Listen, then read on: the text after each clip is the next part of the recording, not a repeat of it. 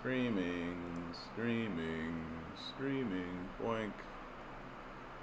Streaming, streaming, streaming, boink. 2, 1. Here we are. Here we are. Here we are. We're streaming. We're streaming. Another Content, good to see. Dude, were you like sitting there with the finger on the button?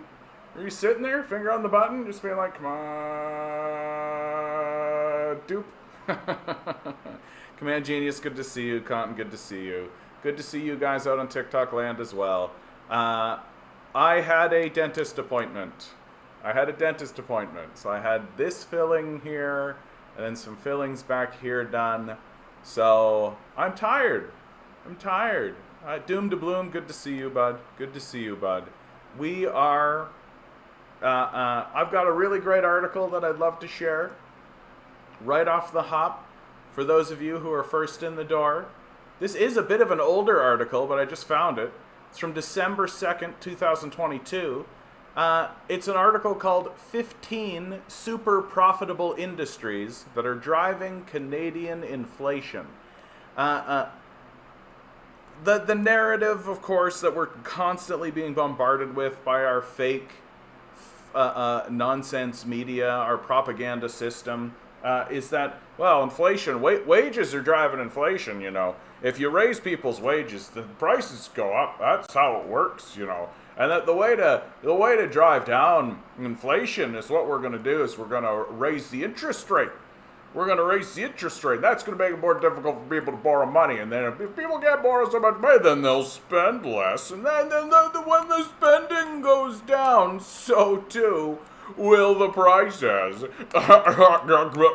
When in reality, they're raising the interest rate so they can bankrupt your parents, or at least get your parents to sell their property. And so that BlackRock and Vanguard, you know, the people that you're not supposed to mention, right? Blackguard and Vanguard, are all going to scoop up the properties on the cheap. That's the whole strategy. That's obviously what's happening. And while that's going on, we're all just supposed to ignore the fact that huge, massive corporations are making more money than they ever have. We're all just supposed to completely ignore that Galen Weston, that David Thompson here in Canada, but even like in the United States, Bill Gates, Elon Musk, like, we're just all supposed to ignore that these guys all got richer over the last 5 years. We're all just supposed to ignore that as the interest rate has gone up and as inflation has gone up, the guys at the very top are making more money than they ever have before while we're all bankrupt. What I don't understand, the government becomes the billionaire. It's a very libertarian mindset, normal male. I love your name, dude. Normal male. Especially in this environment with like all the alpha male stuff, or the sigma male, or all this stuff, to come out and just be like normal male. I like that a lot. What happens in the libertarian mindset, and I see it all the time, and it seems like it's just kind of spreading and even getting to be a bigger idea, is the problem is the government. The government is the problem. Well, who owns the government? Right? Who's buying the politicians? Who's behind the government? And you'll find that it's the very people who benefit from the policies of the government are the ones who in fact own the government. That to put all of the onus on the government is to attack the tool. It's to attack the instrument by which the class assaults the workers. It's to go after that. It's not to actually pay attention to those who are actually responsible and those who are actually in the class dynamic. It is fundamentally to let them off the hook, which is the point. That's the whole point. That's the reason why you get huge institutions and enormous think tanks pumping out these total losers who are illiterate morons, who cannot back up what they say with evidence or proof. Espousing this doctrine. If the problem is the government, everybody pay attention to the government. Don't pay attention to the people who paid for, and implemented the government. Don't pay any attention to the people who actually wrote the policies. Don't pay any attention to the people who are actually benefiting from those policies, right? Pay all of the attention on the tool. This is very much akin to like a psychopathic murderer smashing in somebody's head with a hammer and then trying to get you to focus on hammers are the problem. The problem is the hammer, you guys. The problem is the hammer. You got to go after the hammer. That's the problem, the hammer. Not the guy that wielded the hammer, right? Why do commies look like Vosh? Oh yes, I have a beard and glasses, therefore I look like Vosh. Vosh is an FBI asset and a snitch and a dummy. If you think that Vosh is worth a damn, then you're wasting all your time. PCA 8Y says, Jesus loves each and every one of you. Go to him. I was raised a fundamentalist Christian, so I know all about what Christianity is all about. I think I'd probably still be a Christian if the Christians were any goddamn good. Give your money to the poor. Stop telling me to love Jesus when you don't actually love Jesus yourself. I'm so sick and tired of these Christians. I'm so sick and tired of them. Like, I don't really care to debate Christians on like doctrinal or any of that kind of stuff. Like, you don't read your book. You don't care about your own Christ. It's really, really obvious. Give your money to the poor. Stop making excuses. Real straightforward stuff. A new research paper from the Center for Future Works shed new light on the role of surging corporate profits in driving higher Canadian inflation. The report provides details on net income in 15 super profitable private sector industries in Canada, based on newly released data from Statistics Canada. It compares the most recent 12-month period to profit levels before the pandemic in 2019. Combined profits in those 15 sectors grew by 89%, rising by a total of $143 billion. In contrast, profits in the other 37 business sectors tracked by Statistics Canada fell over the same time. The oil and gas industry experienced by far the largest increase in profits, up by over 1,000% since 2019. Geez, guys, I wonder what's going on. I wonder what's driving inflation, you guys. I wonder what's driving inflation. Could it be like the fossil fuel industry literally just jacking prices? Literally just being like, yeah, let's just charge them more. What are they gonna do? Not use gas? Like, we're obviously being gouged by monopolists, obviously, who are totally bullshitting you about it, 100%, and we're all just falling for it. We're all just falling for it like a bunch of dupes. That's my favorite part. Everybody's just like, yeah, maybe raising wages is causing inflation. Products like gasoline, groceries, mortgage interest, home energy products, and building materials have led the acceleration of inflation. And those higher prices flow directly into the record profits recorded in those 15 sectors. Large price increases for just 8 specific products sold by those super profitable sectors account for over half of the rise in Canadian prices in the 12-month period. Without those 8 products, overall Canadian inflation would be 1/3 lower. Aggregate business profits have surged during the pandemic due to the higher share of Canadian GDP ever. Profits grew 3 times faster than wages since 2019, yet Bank of Canada officials continue to focus on an overheated labor market and rising wages as the source of inflationary pressures. Worse yet, Bank of Canada policy aims to suppress wages through higher unemployment, achieved via higher interest rates, while ignoring the role of profits in driving price inflation. Better appreciation of the role of record profits in pushing up inflation would inform a more balanced policy response. And we're just gonna vote in Conservatives, right? We're gonna, and I love, see, this is just it. Like, you've completely bought in. Like, here's a guy who's completely bought in.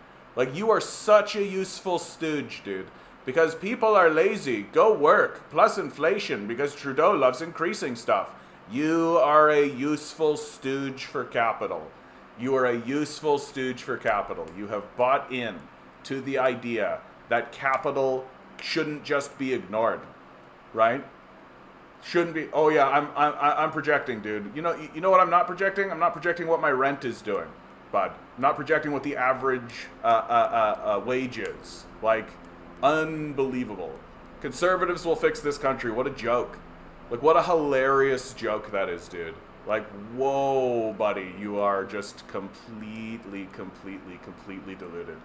Like, that's just unbelievable. But there are huge sections of the populace who have bought into that kind of thinking. huge sections of the populace believe angels are real, right? So I get pretty forgiving, you know? I used to get pretty upset by the amount of delusion that exists in the society, but it pays to remember that people believe angels are real. So it's not shocking. If you believe that a wizard is coming back at any moment, if you believe that magic is real, then you can believe anything. Grinning, good to see you, bud. Who can pay their rent this month? I can, barely. Thanks, capitalism. Yeah, I got back from the dentist, dude. That was a pretty big gouge. I took a pretty big gouge this month.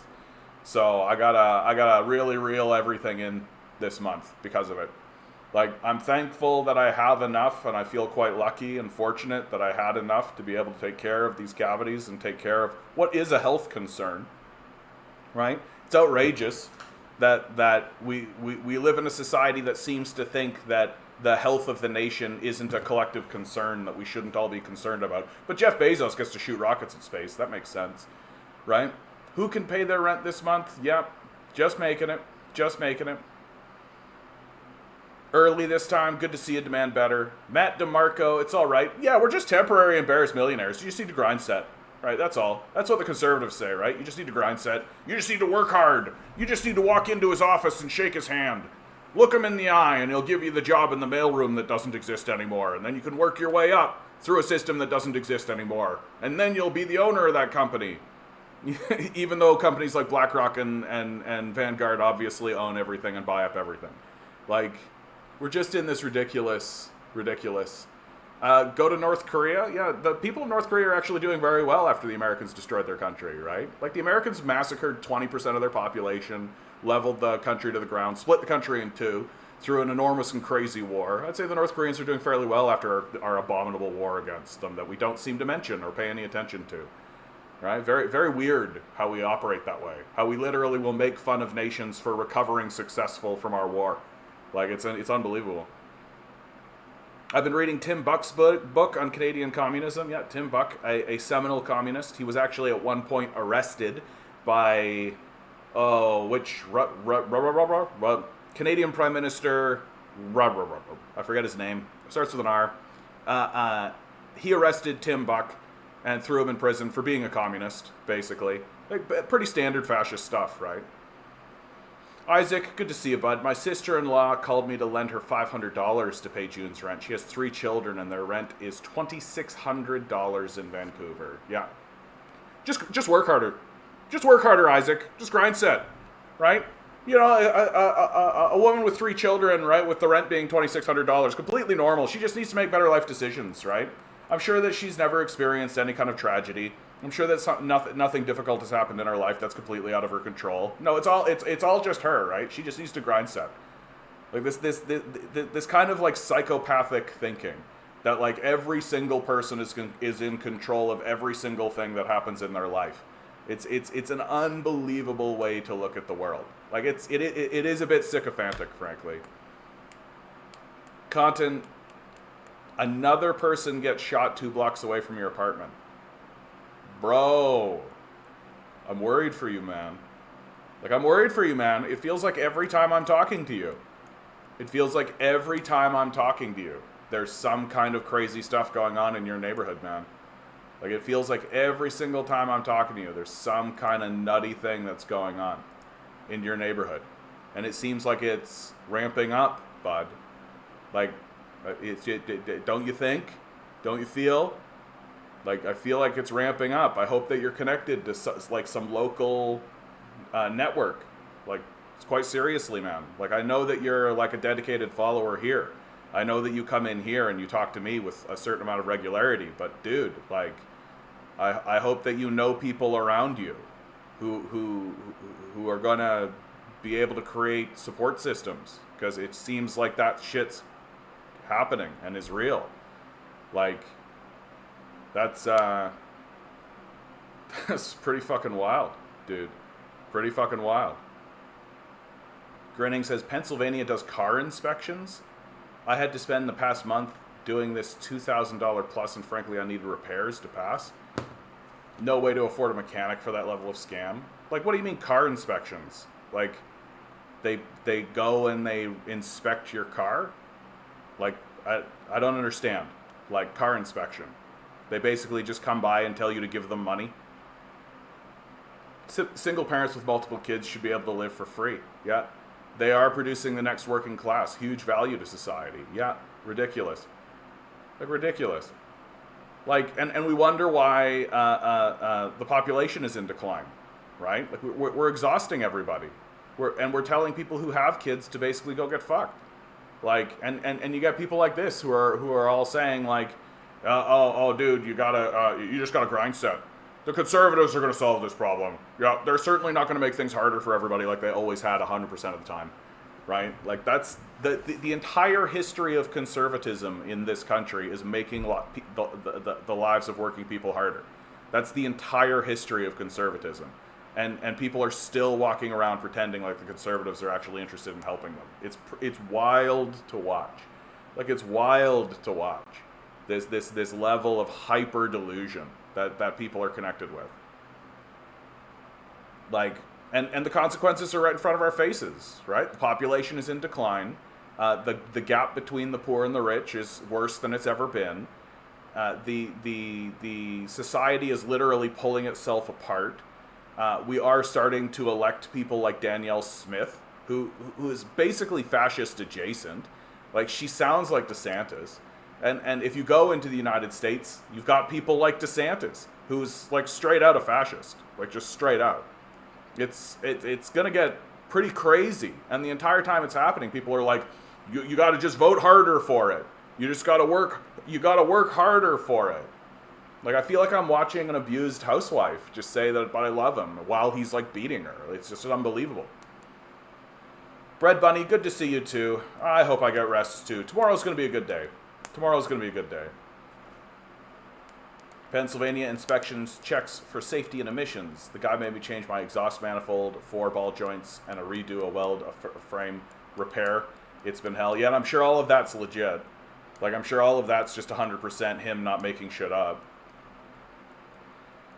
Question, says Bread Bunny, saw a YouTube headline. Is China and India engaging in military conflict along its border for some reason, even though they're both in BRICS? Doesn't make much sense to me, but I couldn't bring myself to finish the video. Well, and chances are good that the video's not being very honest about the nature of the conflict, right?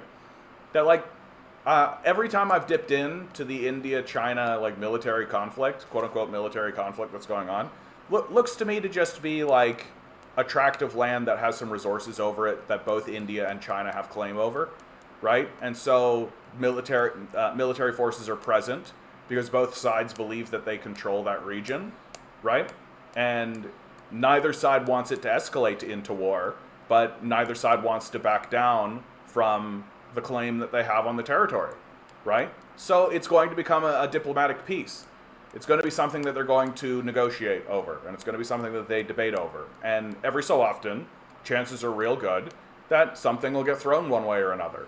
And here in the West, we'll be like, full-blown war, oh my God, China and India, oh my God, because we don't know how to talk about things like adults, right? We here in the West are genuinely not capable of having adult conversations, right? Like, we're so inundated with propaganda. We're so heavily laden with propaganda.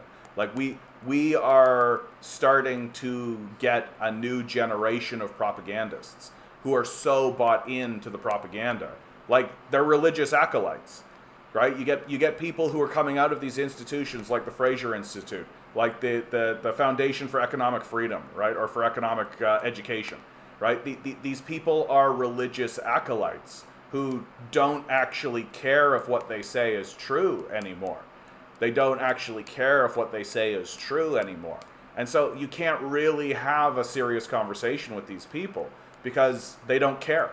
They're not interested in being right. They're not interested in actually focusing on what's real, right? They're interested in what is what's going to make money for their side. That's all. And so they're completely focused on the wrong thing because they care more about the fake money dollars than they do about real things that are actually happening and tangible in the world, right?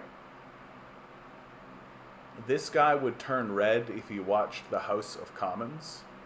I mean, I'm pretty red right now. Like, I got hit by the sun pretty badly. Yeah, you watch the House of Commons, it's just childish bickering mainly.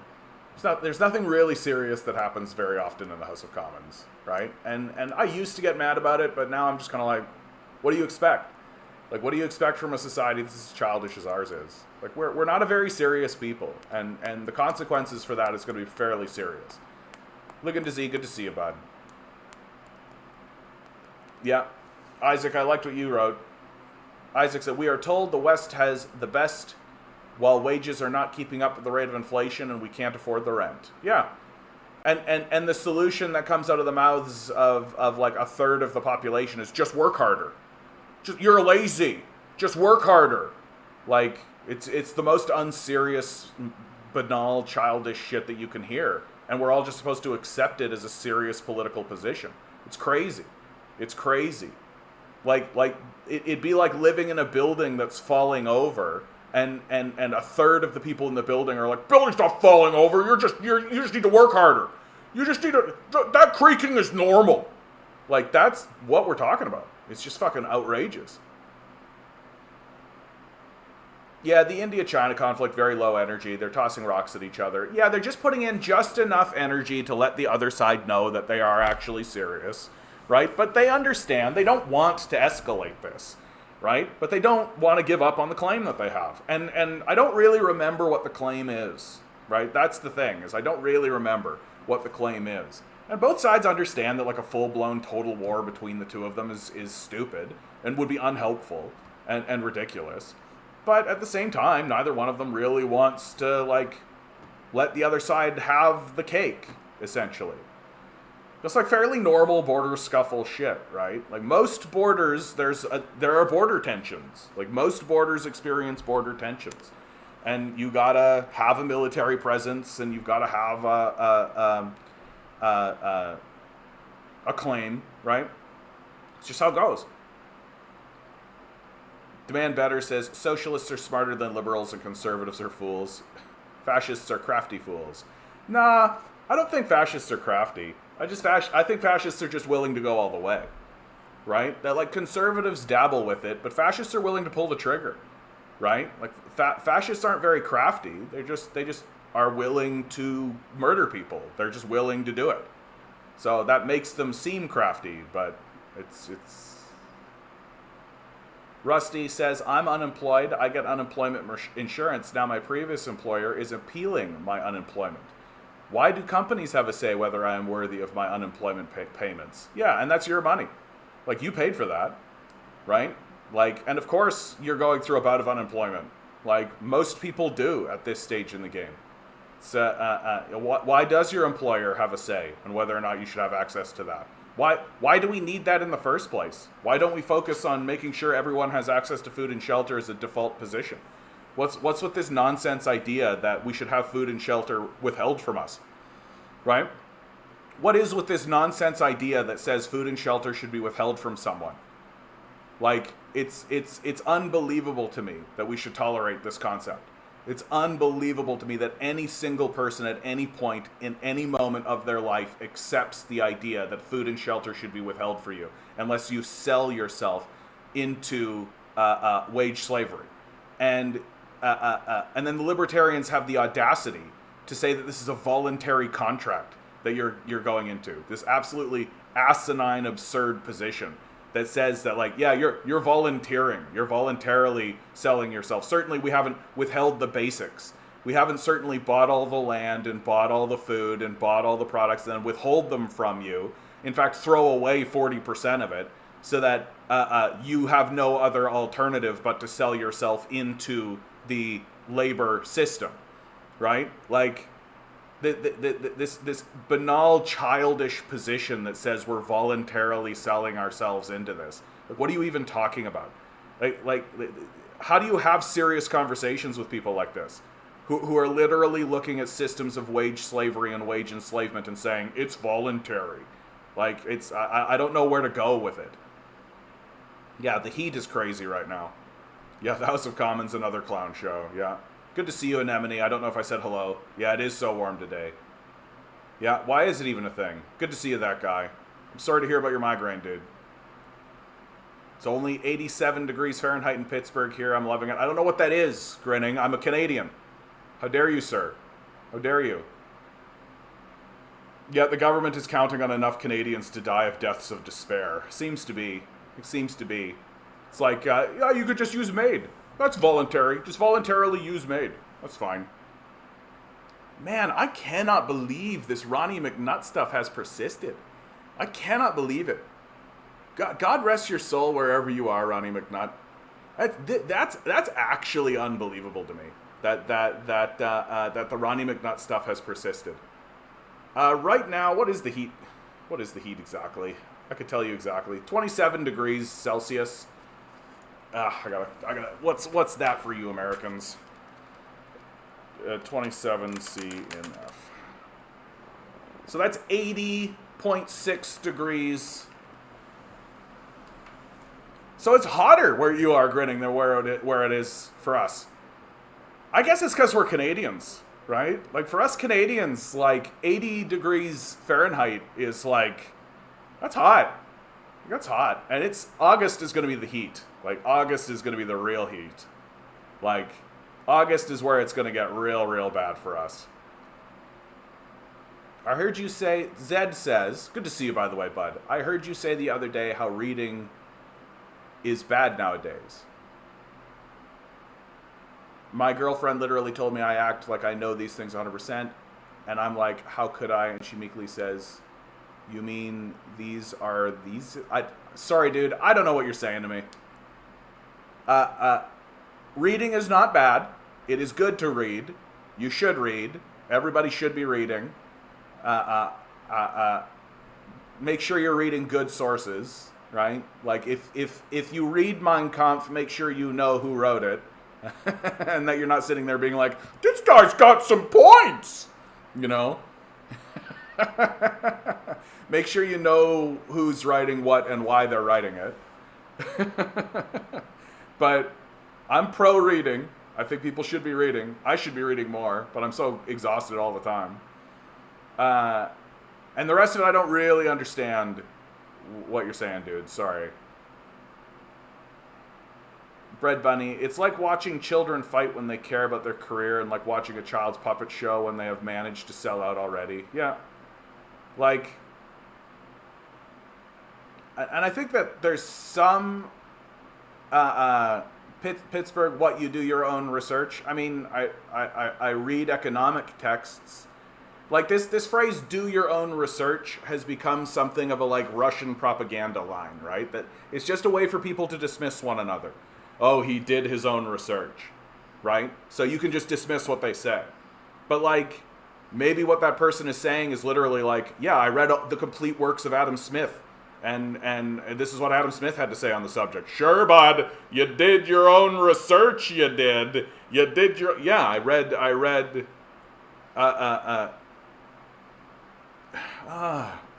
what's going on with my chat right now?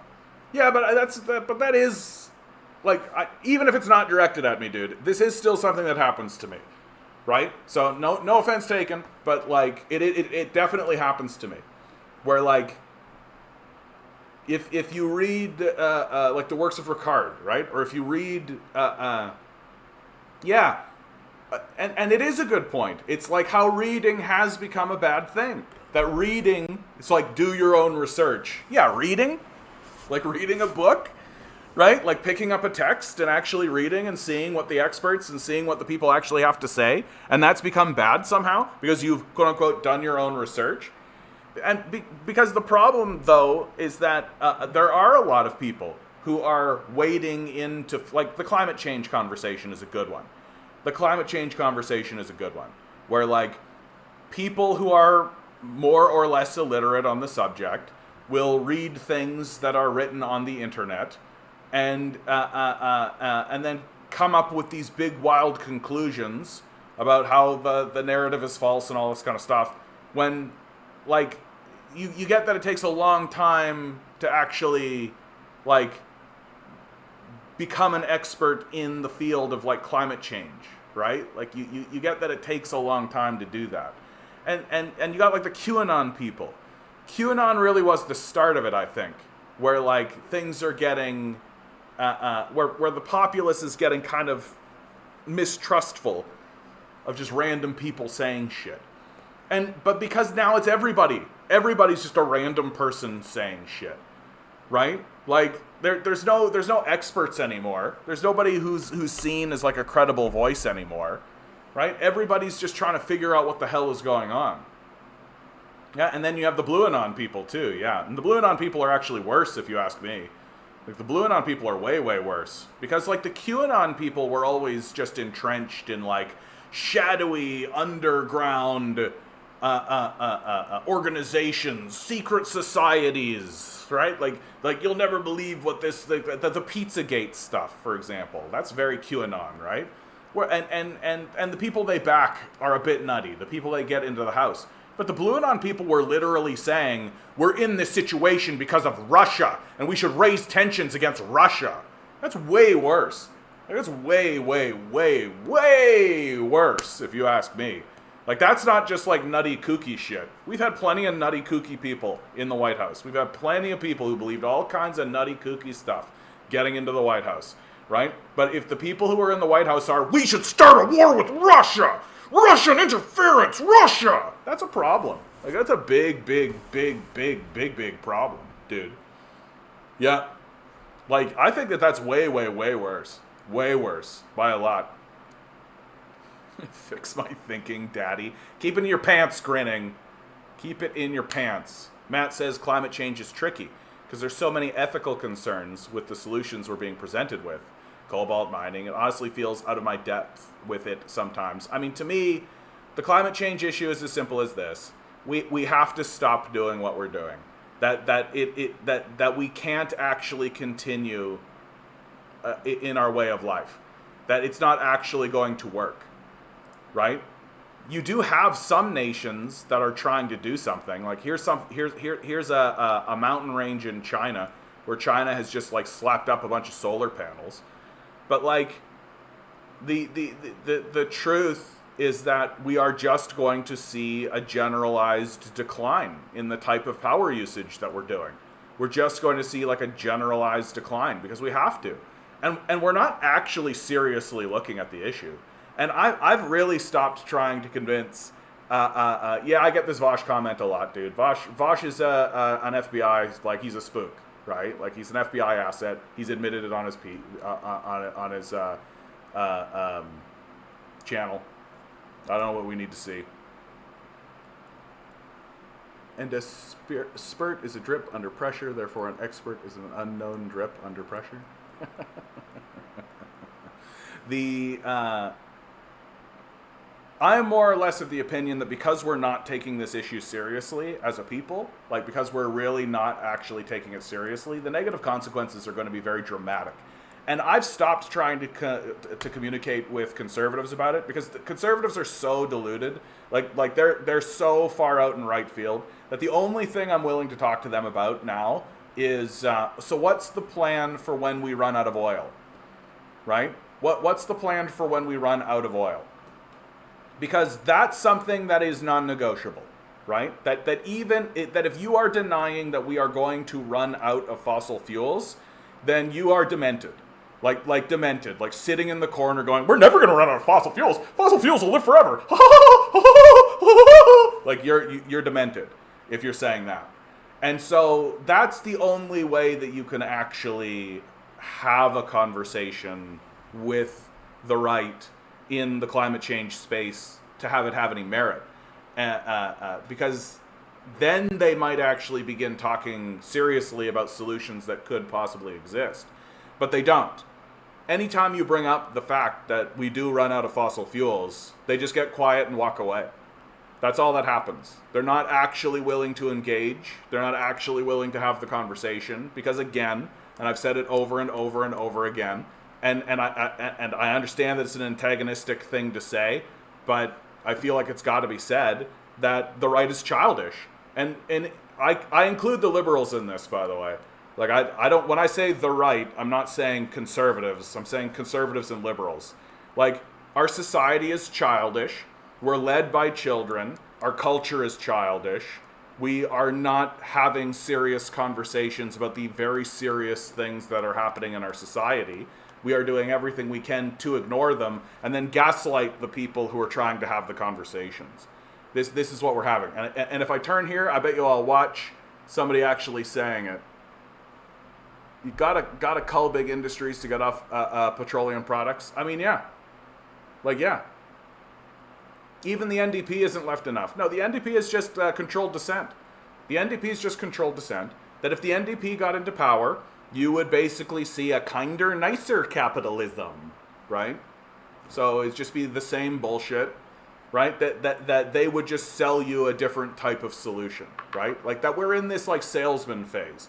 That what they want to do is sell you a solution that's not a solution, but they want to sell it to you. That if you can't sell a product, then it's not considered serious. And that's what you have to do. You have to sell a product, right? And if you're not selling a product, then it can't be tolerated as a solution. Like, here would be a really great solution to climate change. Really great solution to climate change. Stop polluting, right? Just stop polluting. Just straight up say, like, oh, you're polluting? We're putting you in a jail cell now. You're in a jail cell now. Yeah, because you polluted, right? Stop polluting. We could do that. It would be easy to do, right? Over the COVID period, when everybody just hunkered down and was in their house, right? Emissions dropped. It was one of the only major drops in emissions that ever happened, right? So we could do it. It'd be easy to do. We just choose not to. And we choose not to. Why? So that we can get paper dollars that we print anyway. So that we can get paper dollars that we print anyway. Meanwhile, the pro-capitalist class is literally living in this hyper-delusionized space. Like on the same level as Jesus Christ is coming back at any moment. It's not much different. That they think magic is real, that they think that we're going to be able to get out of this through wishful thinking. It's just not going to work. It's just not going to work. We need to stop polluting. We need to stop polluting. Right? So fascists won again in Alberta, my thoughts. Yeah, this is the Danielle Smith. Good to see you, by the way, Tinker. For those of you on TikTok, who am I talking to? I run a YouTube channel. It's in the description. If you want to come talk to me more directly and actually have me answer questions more readily, come onto my YouTube, okay? It's in the description, wherever that is for you guys. I'm very bad on TikTok. I apologize for that. Fascists won again in Alberta. My thoughts. The NDP did gain seats. The NDP did gain a certain degree of so in the long sort of view of how politics actually works, the NDP is starting to gain ground that Alberta has basically bought itself a lesson. Like that's basically what it's bought itself with Danielle Smith. Like it's basically the people who are voting for her are going to realize that, oh yeah, like we should be more acute about what fascism actually looks like. And they're going to learn hard lessons. They're going to learn hard lessons because these next 4 years are going to be really tough for Albertans. Like really, really tough. And the narrative, the narrative of hyper-individualism, the narrative of hyper-individualism has entrenched itself really firmly in Alberta. That the worship of the individual, the idea that a single individual is more powerful than every other individual or every other institution and the forces of the universe itself, is well entrenched. And that the individual can actually, by the force of their own being, rise up above everybody else just because they're powerful and strong and we should all just worship them because they earned it, right? And this idea is going to have some pretty serious negative consequences in Alberta, especially as we move into that of all the provinces, Alberta should be the one that's interested in diversifying its economy. That of all the provinces, Alberta should be the one that's looking around saying, how do we get into a non-fossil fuel economy? How are we making this transition? What's this transition looking like? How do we do this, right? But that's not what Danielle Smith and the Conservatives are interested in. The Conservatives are interested in making money for themselves and their friends as fast as possible. That's all they're interested in. And they don't care if you're poor. They don't care if they pollute the planet. They don't care if they destroy this place. They don't care. It doesn't matter to them. It doesn't matter to them at all. And so their goal is to just squeeze the province until it's dry. And in 4 more years, the average citizen will find himself either in the same position or worse, likely worse. Because you can't run an economy this way. And eventually the stuff runs out. Like, eventually the stuff runs out. And all Danielle Smith's administration needs is one crisis to really reveal the fascist nature of that place. And things will get very serious very, very, very fast. And one of the things that I do hear a lot from Alberta conservatives and from Danielle Smith herself is sort of a pro-Balkanization narrative. A separatist narrative, maybe it will be called. But the idea that we should break apart. Why are we part of Canada? We should become our own nation, right? You hear this from the voices coming out of Alberta. And I mean, you guys know this channel. If you spend any amount of time on this channel, you will hear me say out loud on many occasions that we are facing a Balkanization of America and Canada. That's the process that we are heading towards. I was listening until you started to spit nonsense. Have a good day. What's the nonsense? Like, what's the nonsense? That we run out of oil? Is that nonsense to you? I don't know, dude. Yeah, Danielle Smith has some fantasy about uniting with red states in the U.S. Yeah, right? Like that the organization is no longer about geography, it's about ideology. That's what matters the most now. It's not about where you are, and it's not about negotiating with your neighbors. It's about who do you agree with ideologically. That's what matters the most. Grinning says George W. Bush ran on compassionate conservatism. Now Democrats are doing the same damn thing. Yeah, uniparty forever. Yeah, exactly. Just back and forth, right? It's the same party. Like, they're allies. Compton just says, man, goddamn, can we just do some God blessed high-speed rail? Just one thing. Can we actually do one good thing that makes our lives easier? Yeah, this is exactly what I'm talking about. There are no unifying projects on the table anymore. That literally we are being told by huge segments of the society, deal with it yourself. That we are abandoning you on purpose. And you shouldn't expect anybody to help you. You shouldn't expect any kind of thing done for the collective good. And so that kind of begs the question, well then why should we bother respecting you? Why should we bother paying any attention to the authority of the nation? Why should we bother paying any attention to your laws? Right? And the answer that they have is because we'll kill you. That's the answer that they actually have. And so the answer isn't, oh, well, let's build a community together that benefits everybody based on mutual aid, based on the idea that we are collectively moving towards improving everybody's lives simultaneously all at once. No, it's if you don't do what we say, we'll literally send police into your house. Like, that's their answer. That's the answer that comes out of the capitalist class, and that's the answer that comes out of the right. That you have to just do what you're told. We're not going to help you. We're going to beat the shit out of you, in fact. It's all about grind set, do it yourself, while we actively strip away any system that exists in order to help you. And if you don't do what we say, we'll just threaten you with police, who will continue to fund and increase the funding of, incidentally. So this far-right idea of hyper-individualism, the worship of the individual, is collapsing the society because people are beginning to recognize, why should we bother complying? Like, outside of the fact that you're going to threaten us with violence, but like, why should we participate in this? Like, why should we bother? We're not. We're going to look out for ourselves like you say that we should. And when you turn around and ask why, like, what's with quiet quitting? Right? I love this. I love that the corporate state and the capitalist class is like, quiet quitting is a scourge in the nation. Quiet quitters are lazy and they can't do. We're literally doing the thing that you've told us to do.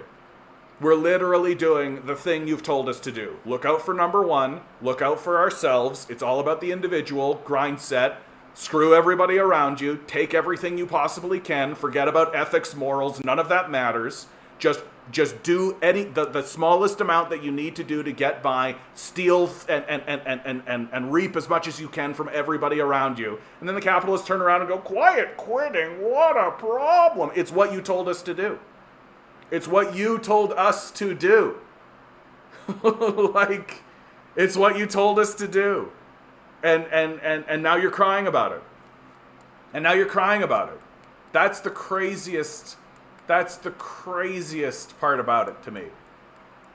Like, that's the craziest thing. 18% of GHGs are from animal agriculture. The easiest and most meaningful thing anyone can do is a personal boycott of animal products. Yeah, it's true. Like, it is actually true.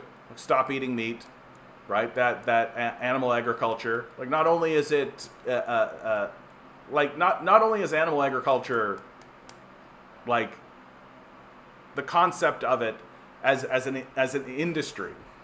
I feel like most people would be turned off of animal agriculture if they just saw it. Like, I think most people, the most profound thing that could happen is if most people just saw what animal agriculture actually looks like. Right? There's a reason why you're not allowed to bring film crews into these places.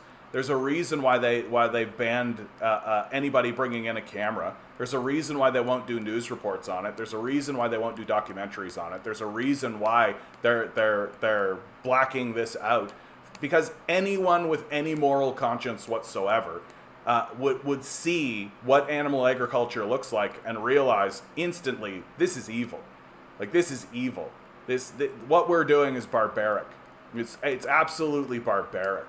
Like, it's one thing to actually, like, kill an animal, tear it apart, harvest it, do all that kind of stuff, and then eat it. But what we're doing is something insane. Like, what we're doing is something insane. It's just high level dark shit. Like, we're literally birthing creatures to torture them to death so that we can eat them. Like, that's what we're doing.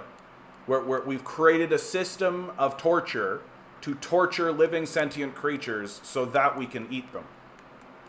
And it's wild. It's something a demon would do. Tinker says California has nearly finished its high-speed train.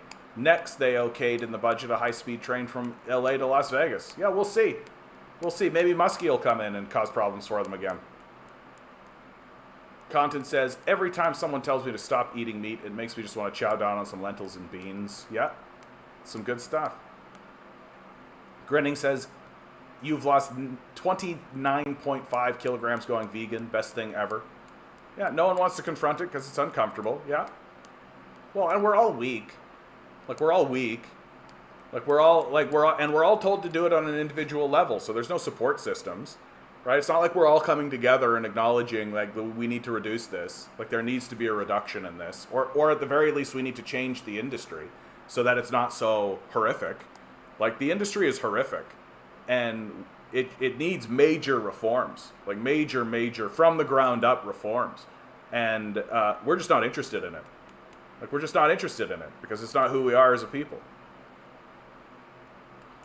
I think cons and some liberals would actually get off seeing animals slaughtered in factories, just like they get off seeing homeless and poor people suffer. Yeah, I think there's probably something to that. Like, I think that there is actually something to that. Like, if you can watch a human being suffering in the streets and find pleasure in it, the way that conservatives and liberals seem to, then you can watch an animal get tortured and think the same thing. Like, the only glimmer of hope in that is that the entire premise of the John Wick series is they killed my dog.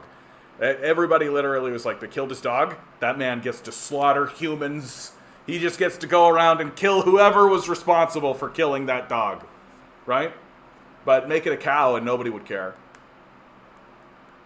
Boycotting. Good to see you, Adam. Boycotting limiting factory farms is a form of worker solidarity. Those jobs can lead to PTSD, yeah, more than many other jobs. So yeah, you're slaughtering animals. Like, it's wild. Like, it's wild.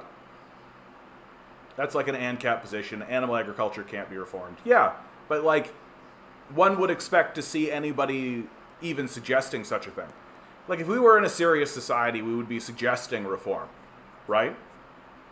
Like, like, I agree with you. I don't think the system can be reformed. Like, come on, look who you're talking to. I don't think our electoral system can be reformed. I don't think that our system of government can be reformed. I think that we need to redraw our constitution from the ground up. I don't think that we can reform it. And I think the same of animal agriculture. But if we were living in a serious society that was actually seriously interested in confronting its problems like serious people, we would be talking about reforms. But we're not, because we're not very serious. If we didn't have socialized programs, nobody would come to Canada. I mean, immigration is down. Immigration is down for Canadians and for Canada. Immigration is down, right? I get you're a communist, but there's no reason for that flag on the wall. You're talking about this flag right here. I think that's because you don't know anything about China. That's what I think. Like, I think that if you, why don't I move to Russia or China? Vaguely and oddly genocidal, this kind of comment. It'd be helpful if you actually spelt this correctly. It's China, not Chana, just so you know. Way to normalize the eat. Gross. I know a dude who can hook you up on Ticket. I know a dude who can hook you up. I'm here to sell stuff. Yeah, Australian here. Good to see you, Astro Castro. Love your name. Capitalism is killing our country along with every other. Yeah. No, it's gotten quite serious. Like, it's gotten quite serious. I've got an article here. What do we got? West Nile virus already confirmed in southwestern Ontario before testing even begins. That's a fun one. I had an article here. It was a climate change related article. Of course, I've lost it. I'm the greatest person at this. I know exactly what I'm doing. Ugh. I mean, 31 billionaires are worth more than the US Treasury has in cash. That's fun. Like, that's fun. Come on. I had a beautiful article that was just going to absolutely dunk on this. Basically, the new reporting that's coming out is saying that it's already too late. But guess what? You can't leave and go somewhere else. What's good, Ronnie? I am stunned by this. Getsu, good to see you, bud. I'm stunned by this Ronnie stuff. The Ronnie McNutt stuff. I'm stunned by it. I'm stunned that it's sticking around.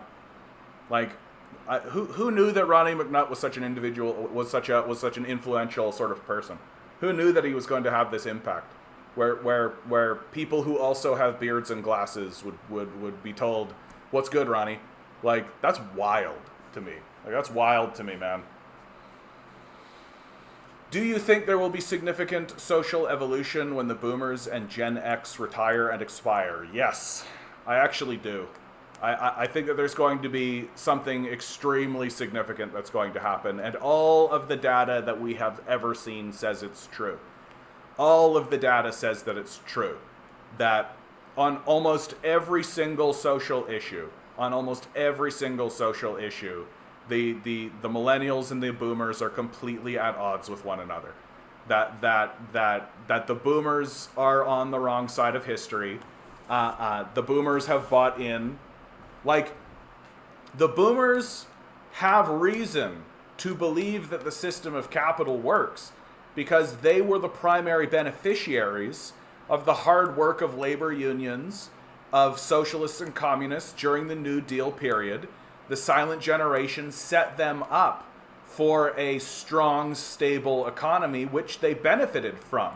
And it wasn't until the 80s, so it's not until the millennials start being born that the boomers start to dismantle the economy, right? So when the boomers are in the prime work years of their lives, they're making really good money doing really basic jobs, right? Like, my own father ran a mechanic shop in a small town, and he employed 10 people, all of which were uneducated men. Literally, men would walk off the street with no education whatsoever. They were not trained mechanics. They didn't have degrees. They didn't go to colleges. They didn't do any of that stuff. They literally walked off the street and said, "Hey, I'm a farmhand, but I'm a good man. And I show up on time and I do my work." Right? And he would say, "Okay, do this one thing. We need you to do this one thing a lot. Do that one thing." And they would, right? And he would pay them enough that they were able to buy property and have a house and do all that kind of stuff. And during the neoliberal period, I watched this happen with my eyes to my dad's own business. His business was dismantled.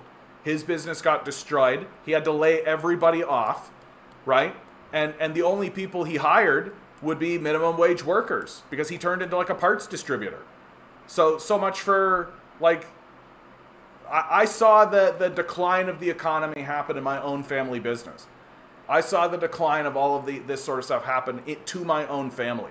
And if you're gonna turn around and tell me that it's because my dad's lazy, that, like, go eat a bag, man. Like, get out of here. Like, shut up. Like, it's an embarrassing position to take. Just absolutely embarrassing. And we but even having gone through it, my dad still holds on to pro-capitalist ideas and believes that capitalism is the best. And it's because boomers have been highly propagandized. The McCarthy period was very serious. It has serious impact on the boomers. And a lot, like, you've got what, like 50% of millennials say that they want socialism? Like, that's an enormous change. That's an enormous social change. That in the space of a single generation, it went from like nobody believing that communism was a good idea, nobody believing that socialism was a good idea, to 50% of millennials saying that they want socialism. Like, that's a serious change. That's a serious change. And so as the boomers die off, like if you're one of these people who's basically clinging on to this by your fingernails, if you're one of those people that's clinging on by your fingernails, if you're one of those people who has suicidal thoughts, if you're one of these people, because suicide is the number 4 cause of death in America right now. Drug overdose is number 1. If you're one of those people, always remember this. If you stick around, you are going to live in a world without the boomers. You're going to live in a world where the boomers are gone. And boy, howdy, does that keep me going. Boy, howdy, does that make me think, oh yeah, I'd like to see that world. I want to see what kind of wacky stuff we're going to get up to. They're not going to go quietly. We're going to have a period of fascism, right? We're going to have some crazy street violence. Like, we're going to have some crazy stuff that happens. But it's going to happen, right? It's going to happen. Tinker says it's already too late for what?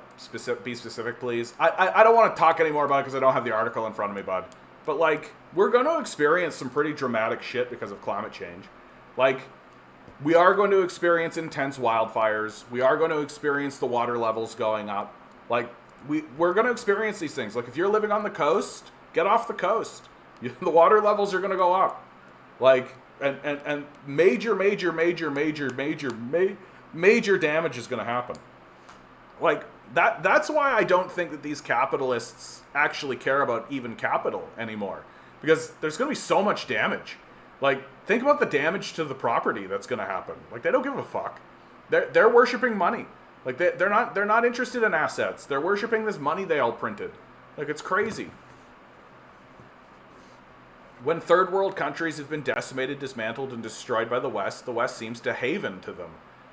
Millions immigrated from Honduras after Hillary's coup in 2009. Well, I mean, there's only one place to go, right? There's only one place to go.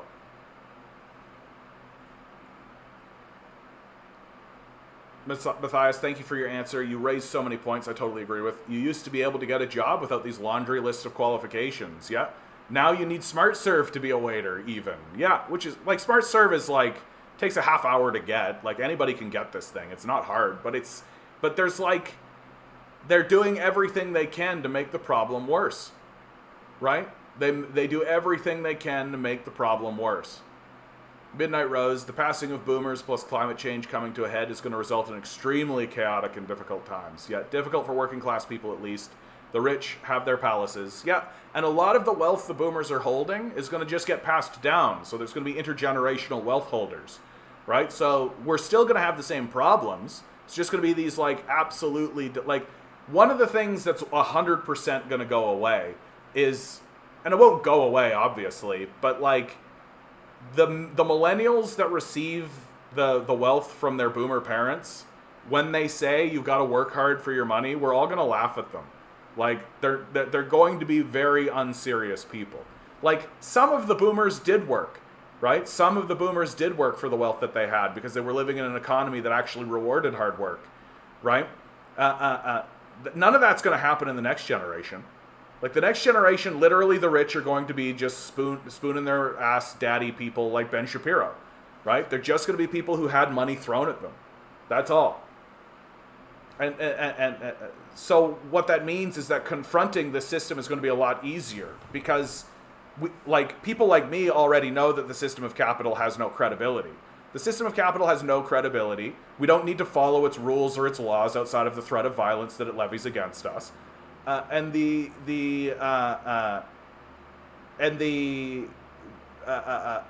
that wealth is going to still be held within the class of capital. It'll just be millennials, and they'll just be complete sycophants. Like, they'll be babies, basically. They'll just be crying, whining, squalling babies who are going to embarrass themselves every time they open their mouths because they're mainly illiterate. They're very stupid. All of their positions are basically going to be, but daddy said so. And they're not going to be interested in intellectual conversations. All they'll care about is, I have money, you don't, therefore I'm good. That will be their position. That's the thing that's going to be absolutely crazy to watch, is watching a group of people come to understand that the rich don't care about being correct. They don't care about being correct. They have the money and you don't, so I'm better than you. Shut up. Like, the turn to fascism is going to be a squalling baby holding a cross. It's just going to be a little tiny baby being like, I'm good, you're bad. And it's going to sound like that. Yeah, I just hope they don't demolish it all before they retire, yeah. Oh, yeah. We got the protests in in the global south in Europe. Oh, yeah. Huge protest movements going on. I love to see the budding disdain for my generation, Gen X. We're really not great folks, but we've been traumatized by Reagan's heritage. I'm very sympathetic of Gen X. I think Gen X was mainly just doing the best they could with the situations that they had. Gen X was outnumbered. They had no sympathy whatsoever from the boomer generation. I think that if you want to really capture my opinion of Gen X, then you want to listen to 90s alternative rock. You want to listen to Nirvana. You want to listen to Soundgarden. You want to listen to Smashing Pumpkins. That really, all of that music generally captures the attitude of Gen X, of just being like, oh, this place sucks. The boomers obviously suck. The society sucks. Everything sucks. But we can't change it because we're outnumbered. So, despite all my rage, I'm still just a rat in a cage. Right? And that's more or less my opinion of Gen X. My hope is that as the boomers begin to die off, Gen X will seize their moment. But I think that so many of them are traumatized into believing that the system can't be changed, that they're just going to put their head down and walk and march into it, basically, as they always have. As they always have. Yeah, no, as we're talking about generations, we have to understand that we're talking with a fairly broad brush. Not all Gen Xers, right? Sure. Swam Clowns. Don't know if I've ever seen you here before, bud. Let's hope you're here to have a beautiful time. What's your opinion about both the Michaels being held for 2 years? That was part of a larger political drama that was happening that was created by the United States. That the United States grabbed a Huawei executive. They had Canada grab a Huawei executive. And in response, China picked up 2 spies. And that's who the 2 Michaels were. They were spies.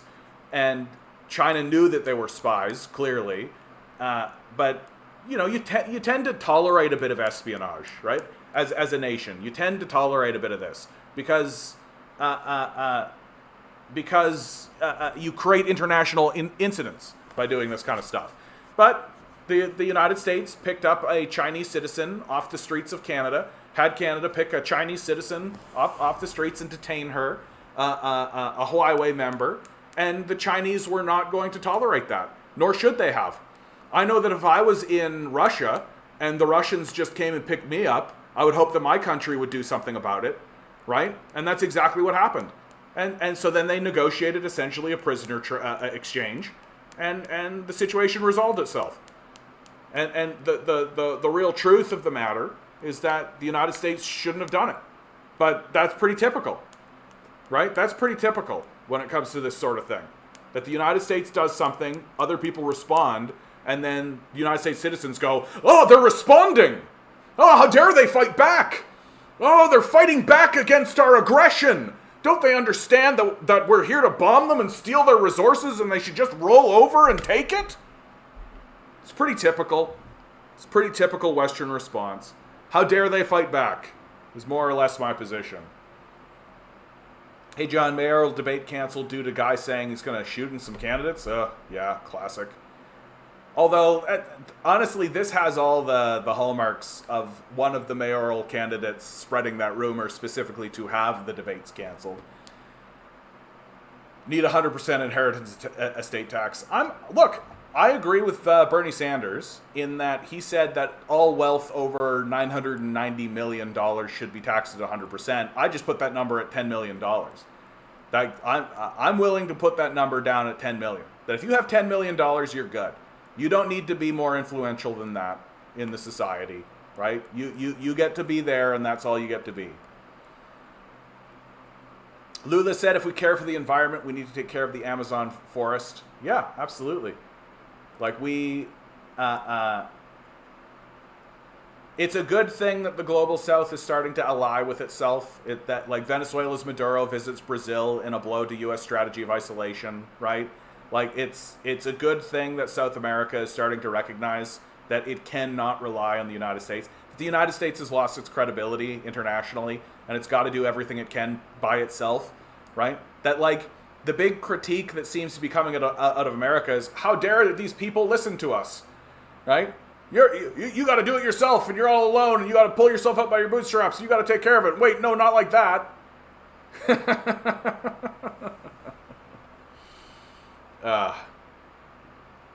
And Swam asks, do you think there was interference in the Canadian elections by the Chinese? Nah. Like, not really. Like, I mean, every single country is going to have, like, election watchers, and they're going to have, like, a certain amount, and because of the ethnic relationship, like, there are Chinese immigrants that live here. Chinatown is a very popular sort of a thing.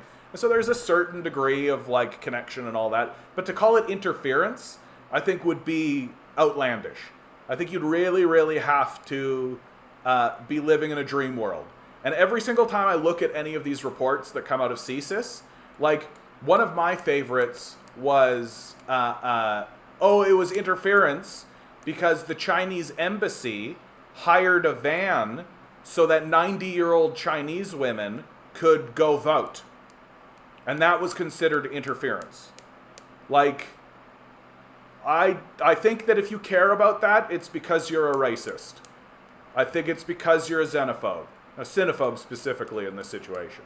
That like, oh no, the Chinese embassy hired a van so that 90-year-old Chinese immigrants could go vote in an election. Oh no. Oh no. I'm desperately concerned about that. And like, it's this kind of fragility. I think. Like, I think that is indicative of our society.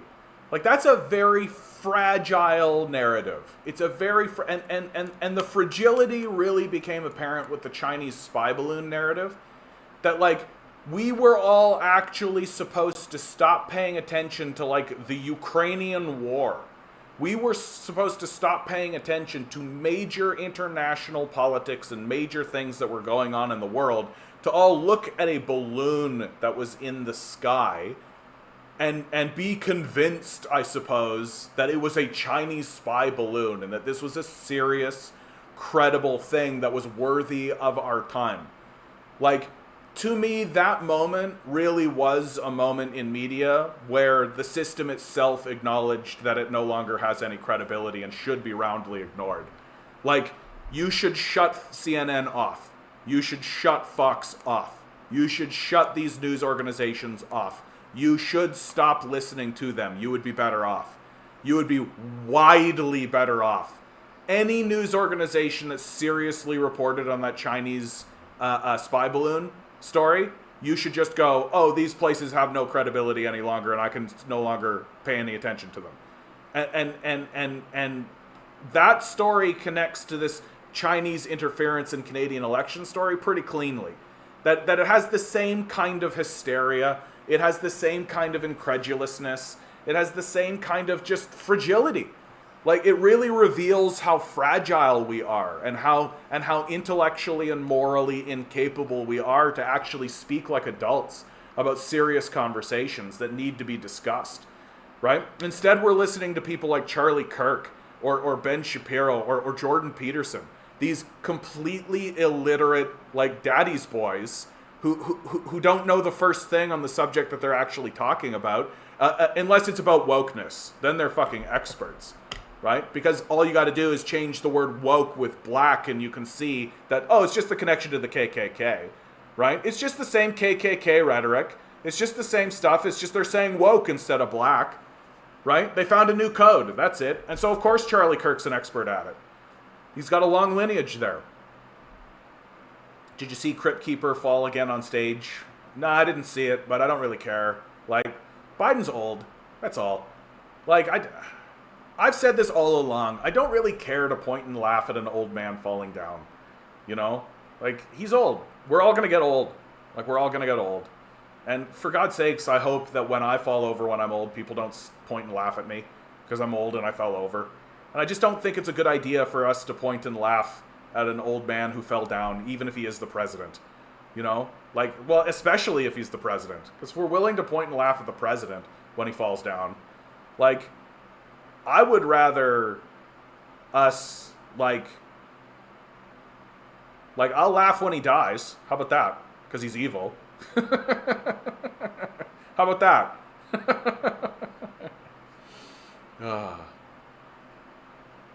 Yeah, nobody gives a pass to poor Biden. It's like laughing at your grandma. Like, I mean, Biden's pretty shitty. Like, Biden was basically in the pocket of credit card companies, responsible for writing the crime bill. Right? Like, so the idea that Biden is somehow better than the Trump Republicans is sort of odd to me. Like, Biden has done a lot of damage during his tenure. And so to me, I just think he's like a warm blanket. He's just a warm blanket for Democrats to just be like, the world is okay. Everything's fine. Uncle Biden is here. Ice cream eating Joe. He was there with Obama, you know. Oh, the Obama years. That was good. Yeah, he's like a security blanket. But it just shows you, like, how unserious the whole thing's become. Grinning says, if the U.S. was smart, we would unite North and South America in trading bloc. There's over 1 billion people on these two continents. We could give China a run for their money. But we're not smart. Like, we're not smart. Like, we are not smart. We are unsmart. Like, the guiding principles of America are literally manifest destiny. Like, literally things like, we're the greatest country in the world, capitalism was the end of history, USA, USA, people do what we say or else we bomb them. Like, we're not smart. If we were smart, we never would have gone to war in the Middle East. If we were smart, we would have let Russia into the G20 and we would have let Russia into NATO. If we were smart, right? But we're not smart. We're deeply, deeply unintelligent. We are being led by an ideology, and that ideology is a worship of money, a worship of the self, and a worship of ignorance. We're pleased with how stupid we are, while we think we're the greatest, while we think we should give everything away for little paper dollars we are responsible for printing in the first place. Like, we're a very stupid, dim-witted people. And if you're, and the most dim-witted amongst us are the ones that are still buying into the idea that, well, if we vote conservative or Republican this time, that'll do it. Oh, if we vote Democrat or liberal this time, that'll do it. No, it won't. The system is the problem. The system is the problem. That we need to overturn the system. We need to redraw our Constitution. We need to write things in our Constitution like people should have access to food and shelter. Like, that should be a constitutional right. It's bonkers that it's not. It's bonkers that it's not. Like, that should be all the evidence you need to know that you live in a fraudulent, incredulous state.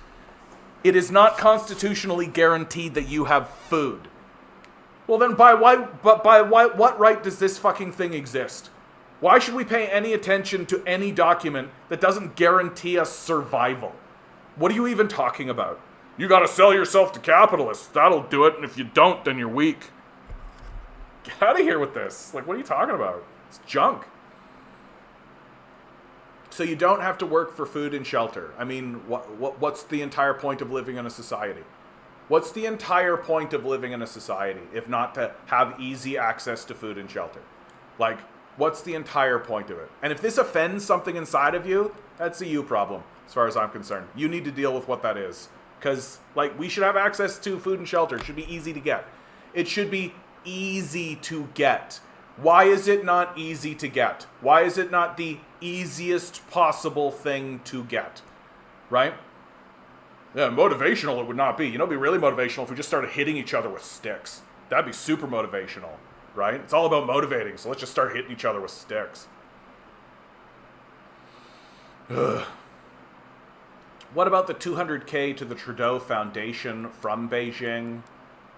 I mean, honestly, dude, like, one of my favorite things, if you spend any amount of time here, this is from Swam Clowns again, and I'm paying special attention to Swam because this is his first time here, and I like to take people who are asking questions seriously when they come in. So if you'd like to, if you're on TikTok and you'd like to have some questions answered and you'd like me to interact with you a bit more directly, it's in the description. Come to YouTube, for real. Okay. What about the $200K to the Trudeau Foundation from Beijing? So one of my favorite things to do, Swam, is to just take the worst possible position, right? Like your position, and just make it like as bad as it can be. Holy shit! Oh my goodness! Beijing gave the Trudeau Foundation $200,000. I don't care at all. I don't care at all. And you know why I don't care? Because the number is so insignificant. Like, it might as well be, like, in terms of international politics, it's like the equivalent of giving someone a rose. Like, that it's really of that kind of level. That, like, Beijing goes to the Trudeau Foundation and says, the foundation that was set up by the father of the current ruling prime minister. A rose. Looks like good diplomacy to me. Like, I don't know why I'm supposed to be afraid of this. Oh, I'm scared that like, the only reason anyone would be afraid of this is if you already have it in your mind that the Chinese are a threat. If you already believe that China is a threat, then anything can be construed. But if you're like me and you don't believe that, I don't think China's a threat. I think you actually kind of have to be outrageously out to lunch to believe that China is a threat. If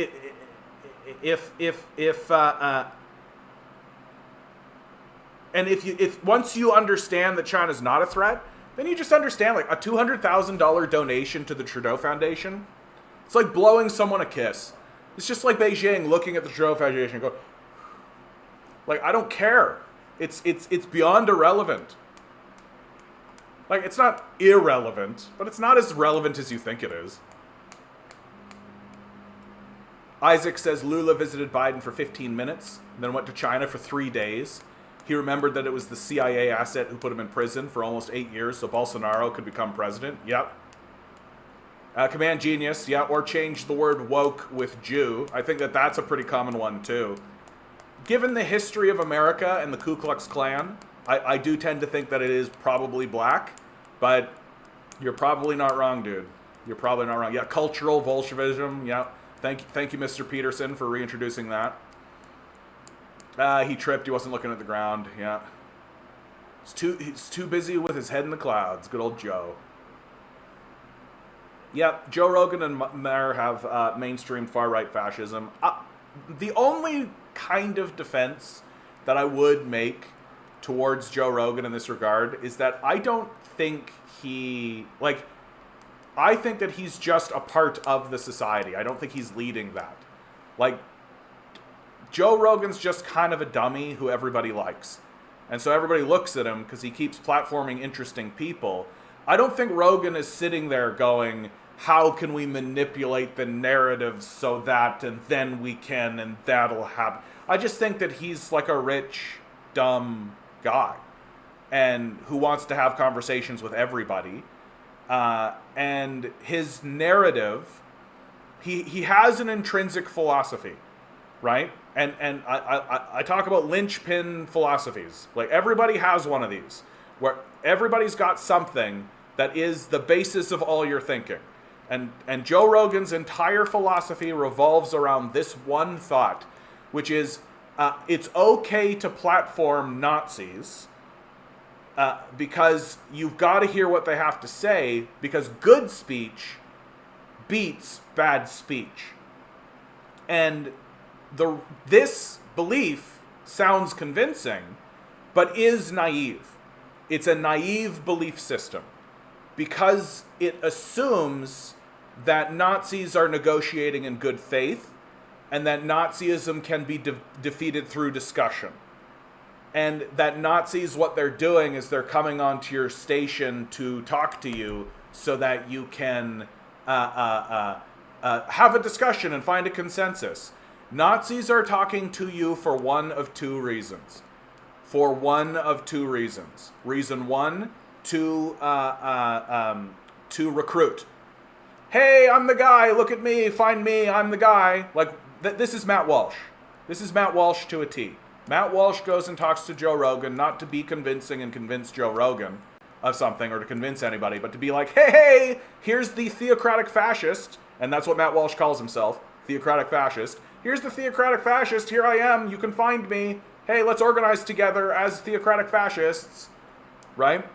And then the second reason they're talking to you is to dominate you, to bully you. Those are the only two reasons a Nazi talks to anybody. And they don't care about your facts. They don't care about your good speech. They don't care about any of that. And so Joe Rogan's philosophy of good speech beats bad speech is fundamentally wrong. And the people who are most open about how fundamentally wrong that idea is are the Nazis themselves. That the Nazis said straight out that liberals kept trying to debate us, and we loved it. That we knew exactly what they had to have done. Destroy us. That's what they had to have done. And so Joe Rogan's just kind of a dupe, frankly. I still think he's kind of useful. Like the Pentagon leaks, for example. The Pentagon leak story, if you guys don't know this story, there was a big leak. There was a big Pentagon leak that happened about the Ukrainian war that showed a lot of evidence and documentation about how the United States actively sought out war in Ukraine, that they created a blueprint to create war in Ukraine. And this Pentagon leak really revealed a lot of that information. And if it wasn't for someone like Joe Rogan, I don't think that information would have spread as fast as it did. Because Joe Rogan was willing to get somebody on to actually talk about that. And the mainstream media has completely blackballed it. It's not a topic. It's not a topic of conversation. Like, they've done the thing that they always do, which is like report it in a ticker at 2 a.m. so that they can say, yeah, we reported on that. Yeah, we reported on that, right? But it's not like that. It's not like it's become a common news story. It's not in the cycle, right? And if it wasn't for Rogan, I don't think people would even know about it. I wouldn't have known about it. So he's still useful in some regards, but he's a UFC commentator and he's a stand-up comedian. Like, if you're looking to a guy like Joe Rogan for your ethics, you're looking in the wrong place. Like, this really speaks to how far our society has decayed, and how incredulous we are as a people. We're looking to stand-up comedians for moral guidance, and we gotta stop, right? Guys like Dave Chappelle, guys like Joe Rogan, guys like Bill Maher, they are not moral actors. They're not the people you should be looking for. They are not intellectuals. They are not pastors or preachers. They're not interested in that kind of thing. They're interested in maintaining their social position and telling dick jokes if they can, and just saying things that are interesting, more or less. They don't really have like prevailing moral philosophies that you should really pay much attention to. And yet they've become kind of central in the discourse in that regard. And they shouldn't be. They just shouldn't be. Like, it's absolutely ludicrous that someone like Jon Stewart holds the sort of position that he does. That we're all just like, Jon Stewart is saying things. We've got to listen to Jon Stewart. What are you talking about? These people are nightclub comedians. That just shows you how decayed the society is. That when everybody loses their credibility, it's the comedian that stands up strong. Like, we gotta find better people, man. We gotta find better people. Yeah, remember the jerk fest the media had when Castro tripped? Yeah, who cares, man? Like, it's crazy. Your brain will explode the moment he dies from falling downstairs. Luckily, Trudeau has experience and will not be phased by a stair fall. Yeah. No, hey, whoa, Trudeau. Guys, Trudeau has lots of experience with stairs. Trudeau has lots of experience with stairs. Trudeau falling downstairs. I'm not going to be able to show this to you guys on TikTok, unfortunately. But if you type into YouTube, Trudeau falling downstairs, there's a video of him willingly throwing himself down a set of stairs. Yeah, there he goes. And I have actually done like a full-on breakdown of this. Because my background is in theater, and so I've done pratfalls and things like this. And he is an expert. He does this so well. He does this so well, where he's just like shaking a guy's hand, and he falls down a set of stairs, and it's fully controlled. He knows exactly what he's doing. He's unscathed, unhurt. It's brilliant. The Prime Minister of Canada throwing himself down a set of stairs. So if Trudeau was to fall down a set of stairs, he'd be fine. He'd be fine. He's a goddamn professional when it comes to falling down stairs. And I've got the evidence. I've got the source documentation.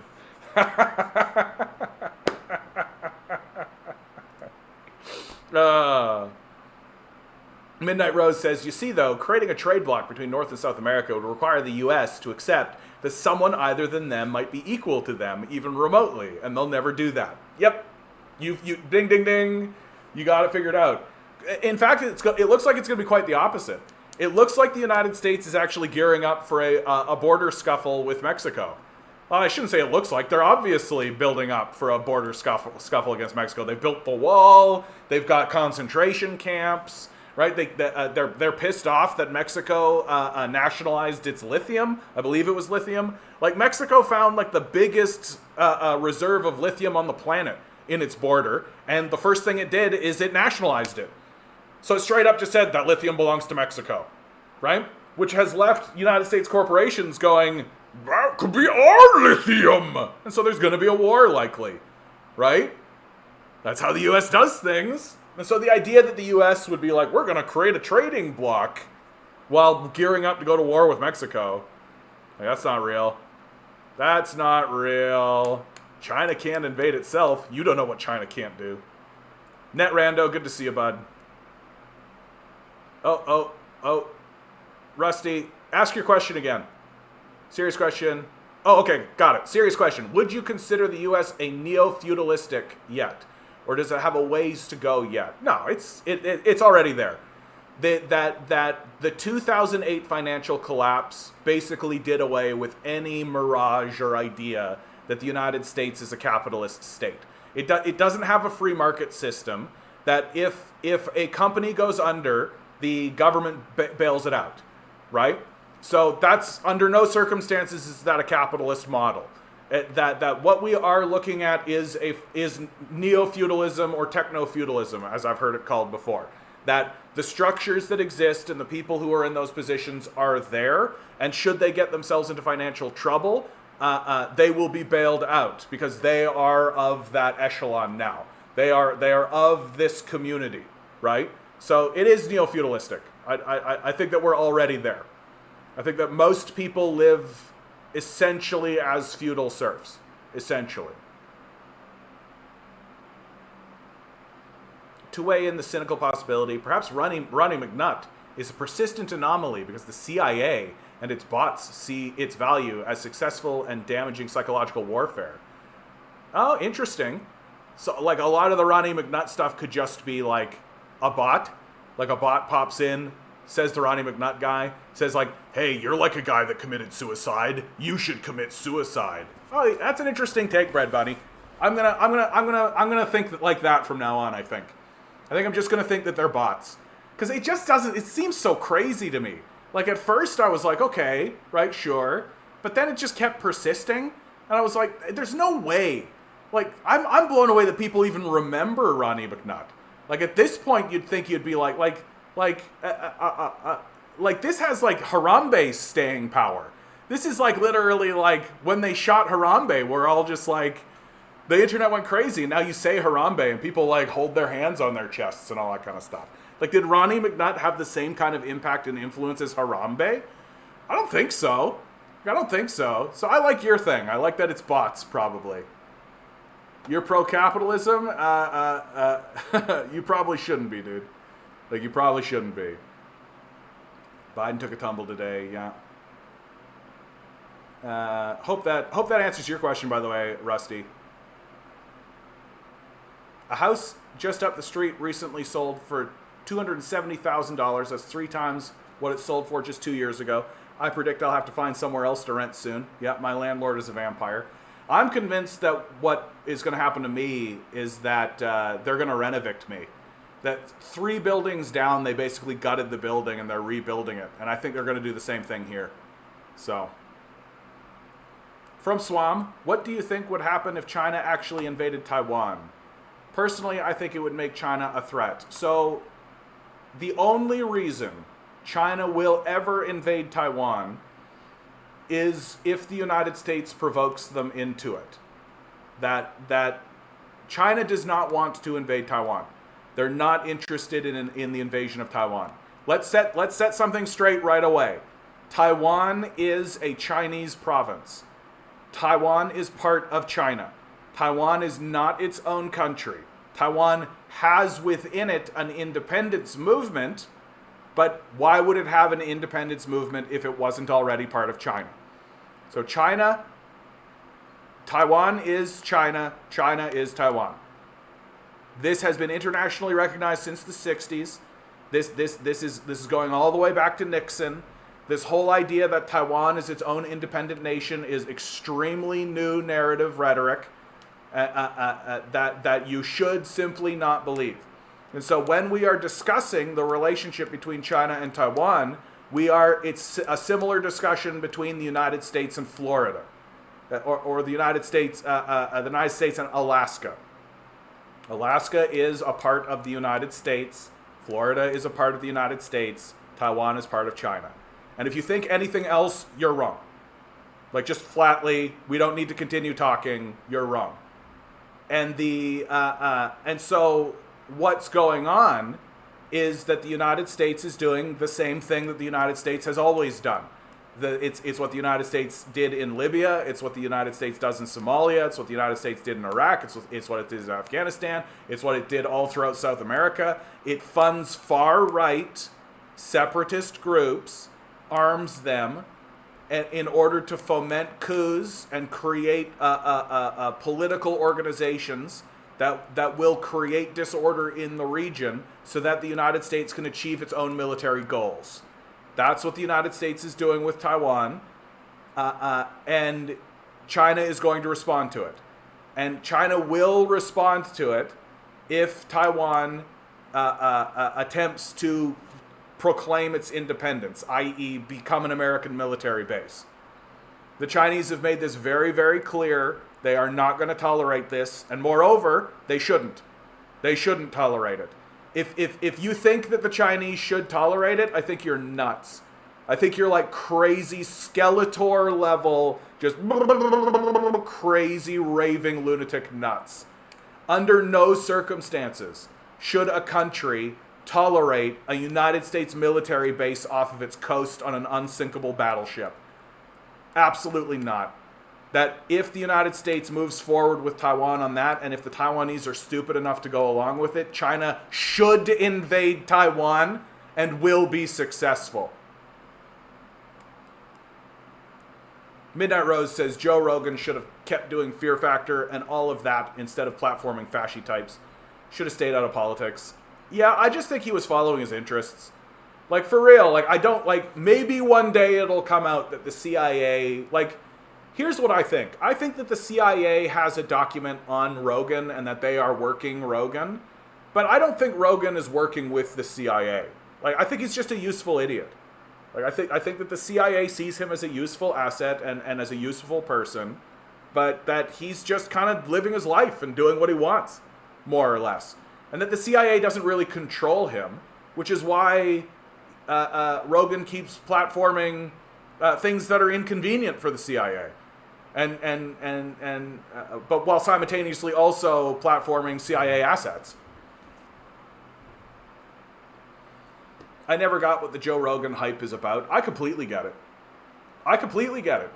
Joe Rogan was part of the rise of the UFC, right? He's like alpha dog male energy, and the podcast it was the first of its kind, right? So he was able to really break in the door, and the true strength of Joe Rogan and his podcast was that it initially began with lots of conspiracy talk.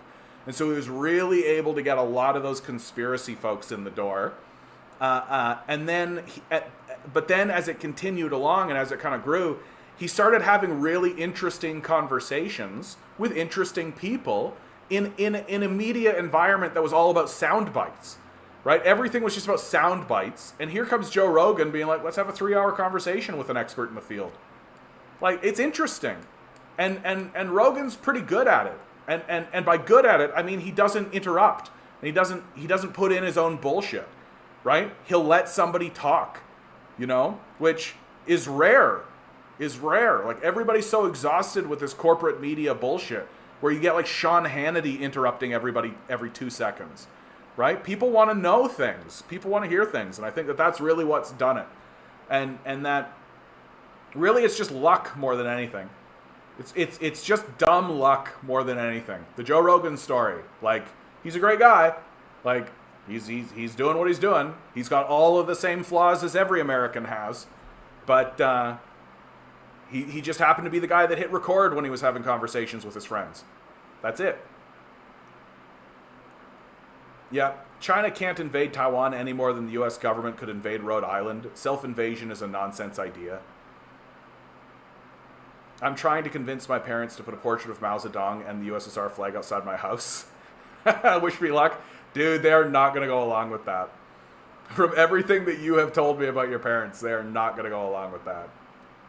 I think Joe Rogan has some really great things to say when he's telling me how great that setup was for the rear naked choke. Yeah, exactly.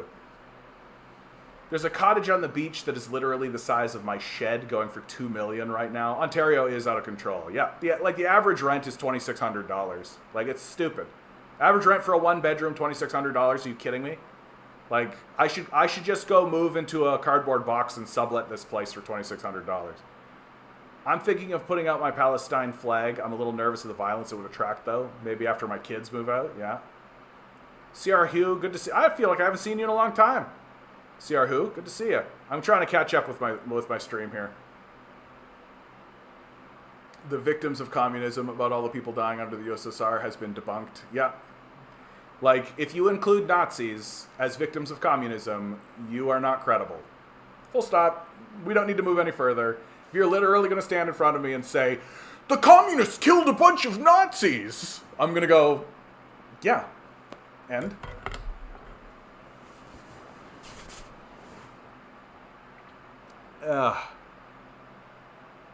Matt DeMarco, we can blame Carlin for this trend, yeah. Like the stream, yeah, good opportunity to say like, share, subscribe, hit the bells, hit the whistles, do the stuff, give me money. Patreon down below, gets you into the Discord, all that kind of stuff, yabba yabba yabba. Someone said earlier that I'm like the average Discord mod. I'm a terrible Discord mod. I'm super bad at it. I really, really suck at being a Discord mod, I tell you what. I wish I was better. I just don't have the energy for it. I'm so tired. Stewart gave a medal to an Azov at Disney World. Ugh, is that true? Ugh, that'd be terrible. Watch as Jabba the Vosh defends the U.S. invasion of Mexico. Jabba the Vosh. To wait in the cynical possibility. Oh yeah, we already went over this. Okay, I got to catch up with the stream. I got to catch up. They're going to frame Mexico war as a war against the cartels. That's exactly what they're going to do, Cotton. For sure. I don't think anyone in their right mind wants the cartels smoke. Yeah. Well, like, sometimes I listen to people who live under the cartels, and I am just like, oh, this is what it sounds like when people just get abandoned. Like, when people are just abandoned by a system of neoliberal capital, along comes, like, gang members to be like, hey, you could work for my organization and have food. And people go, yeah, all right, that's better than dying homeless in the streets, I guess. And they just go work for the cartels. And then for a lot of them, like, when you think about cartels, you think about, like, the gun runners and, like, these crazy guys, like the real guys who are just doing the nut job stuff. But, like, there's plenty of people who work in these organizations that are just normal, right? That are just like, yeah, you know, I sweep the floors. You know, just like cleaners, right? Doing normal shit, right? To build a society, to build a little thing. Because guess what happens when you abandon people, right? Guess what happens when you have thousands and thousands of people who have just been abandoned to the streets? They form gangs. They join organizations. And it's just gotten out of hand in Mexico. So that now the cartels, like, literally have as much power as the state. Never forget Harambe.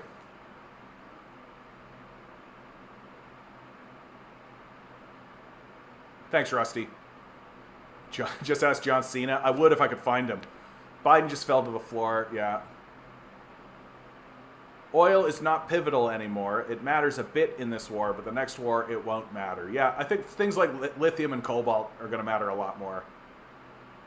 Medvedev didn't tolerate South Ossetia becoming a NATO base. Putin didn't tolerate Crimea becoming one. Xi won't tolerate Taiwan becoming one. Yeah. I think that's all right. What do you think about Bob Lazar and his story? I don't know. I don't know the first thing about it, so I can't comment.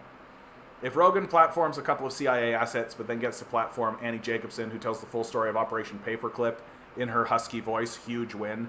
Yeah, I mean, that's kind of it, isn't it? Like, and the CIA assets that Rogan platforms, like Mike Baker, right? He's pretty weak. Like, you want to see how weak the American empire has become. You just listen to these interviews that Mike Baker does with Joe Rogan, where Joe Rogan asks him questions and Mike Baker basically says nothing. And you can see that Rogan is like, okay, bud. Like, even Rogan, Rogan doesn't want to alienate these people. Like, he doesn't want to straight out dunk on people because he knows that if he becomes the guy that starts dunking on people, then he won't get good interviews, right? Like, that's the reason why you can't become this, like, you can't become like Sean Hannity, because people just stop going on your show, right? Yeah, Rogan hooked me on the 3-hour format, asking actually pretty intense questions. Now a lot of people do it, like Lex Fridman. Even Jordan Peterson does long interviews. Well, it's because people, like, most people's jobs are pointless, right? Let's be straight. Most people's jobs are pointless. And so people are putting these on. Like, they're putting them on in the background. I know people who have told me that they put this very thing on in the background while they work, right? Like, I've got if you're listening out there, bud, you know who I'm talking about. You know who I'm talking about. We were on the street the other day. You know who I'm talking about. I won't out you because I love you. Because I love you, bud. I'm proud of you, and I'm proud of the work that you do, bud, and I hope that you hear this. That people put this on, and they listen to it like it's a radio, right? So it seems to me like there was a pretty big gap in the market, and Rogan just kind of stumbled into it. China existing is an invasion on humanity. That's right. Unfortunately, I skipped the whole Joe Rogan thing when I was on the right and fell into the Alex Jones rabbit hole. I was with Alex Jones back when he was doing like the Bilderberg stuff. When he was like, we're going into the Bilderberg establishment here. These are the people who run the world, and they get together once every year. They get together in this establishment, and they come together as a people, and they make all the decisions for us. These are the richest people in the world, and they're paying attention to us, and you gotta listen. You gotta listen. They're trying to come after your people, right? Like that. I was listening to him back then, and then he went off the deep end pretty fast. And then and as I grew up, I came to understand that, like, oh yeah, Bilderberg isn't actually a scandal. Like, it's not actually a scandal, right? Rich people get together and have conversations with one another. Like, it's not new, you know? But when you're a kid, you're like, I can't believe all the rich people get together and talk about things. What? The only reason we kind of consider it a scandal is because you sort of think that that's the kind of reason why Congress exists. Right? You're sort of sitting there being like, isn't that the whole reason we elect people? Isn't the whole reason we elect people so that they're the ones who have the conversations that matter? And then eventually you realize, like, oh yeah, that's not the reason why the Congress exists. The Congress doesn't exist so that they can negotiate how the society is going to run. The Congress exists so that interests like Jeff Bezos and Bill Gates can negotiate with one another over legalistic territory without going to war with one another. That's the entire reason Congress exists. So that they have these surrogates to do this kind of negotiating. Okay, this territory is owned by Bill Gates. This is owned by Bezos. It's intersecting. And we got to make sure it doesn't intersect in a way that hurts anybody. Or if it does, that there's a compromise. And that's their actual job. That's what they actually do. They don't work for you, right? They don't care about you. And, yeah. Alex Jones, dude. Ben, Vosh has become the leader of the entire online left. Nah, Vosh is embarrassing, dude. He got completely embarrassed in his debate, quote-unquote debate, against Midwestern Marx, against Eddie. Like, I'm sorry, man. If you watch that debate and you're still watching Vosh, it's because you're a little kid. Like, that's the truth. That the reason why people watch Vosh is because they're little kids who don't want to grow up, and Vosh confirms their bias. That's the game. That's the whole game. Ben, please do not be a plain dude. Vosh is absolutely nothing. No, that's not true. Vosh is something. Vosh has like a big following. They keep trying to use him as a more important asset. They keep trying to break him into more mainstream sources. The trouble with Vosh is that he's creepy. That's the trouble with Vosh. And like when he's doing his own show, he doesn't come across as so creepy. But when he starts interacting with normal people, it becomes really obvious that he's actually a really creepy guy. And thinks and believes some really creepy shit. And like, if you want to see that happen kind of live or in real time, watch his conversation that he had with Crystal Ball. The Crystal Ball is like a pretty charismatic, likable person. And she had a talk with Vosh, and I walked away from that being like, this Vosh guy's a fucking creep. Like, what a creeper this guy is. And I think that that's basically what happens with him. And so his handlers, because he's an FBI asset, he's admitted to it, they basically keep him where he is. Because they know if they try to put him anywhere else, people will realize that he's actually a big creep. Fresh water, yeah, will be what future wars are about. Imagine America invading Canada over water, yeah. The amount of fascists, subscribe maybe, good to see you, bud. The amount of fascist white supremacists I've seen on TikTok lately is unreal. Well, there's a reason for that. The reason number one is that socialists and communists get shadow banned. I'm actually doing very well right now. Like this number is actually pretty healthy right now. I'm doing okay. We have a person right here who's just straight out admitting that they're a fascist. I hope something bad happens to you, bud. Like, for real. Or I hope that you have a come to Jesus moment and you stop being a fascist, because fascists are bad, maybe. So the left is being suppressed, pretty obviously, and the right is being augmented, right? Like, people like Shapiro and Peterson and these guys, they get platformed and they get spread around, whereas left voices get suppressed. So it's pretty straightforward what's going to happen. Like, it's pretty straightforward what the result actually is. Yeah, even Has Infrared crushes Vosh like a bug. That's because Vosh is not very smart. Look, when it comes to Vosh, okay, here's my heaviest critique of Vosh. He's extremely boring. Like, I don't know why people watch this guy. Every time I have tuned in, it has been a total snooze fest. He doesn't say anything interesting. He doesn't have any interesting takes. His perspectives are boring. he has like a nice sounding voice, I guess, but he doesn't say anything interesting. It's like I'm being served like plain yogurt and being told that this is supposed to be the thing that is the most delicious thing in the world, and I'm just like, but this is like plain yogurt. Who cares? Like he's pro-imperialist. His takes are basically centrist democratic takes.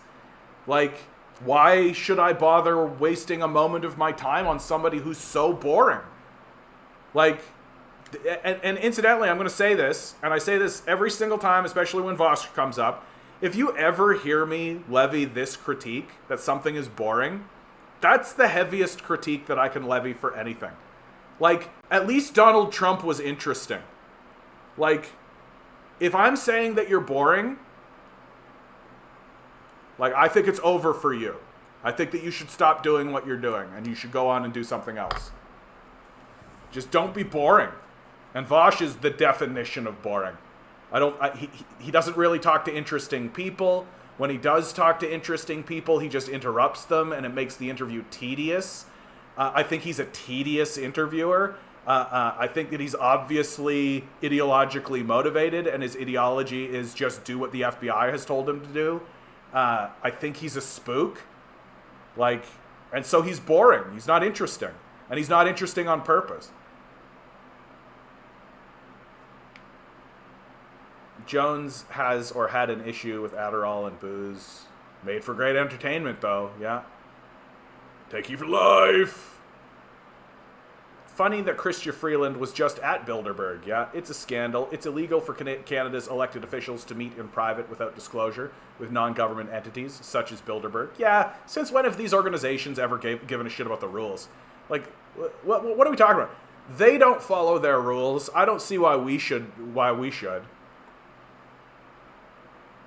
Yeah, Vosh restricted his chat to people who already watched him for 12 hours, so it was nothing but overwhelming support in his stream.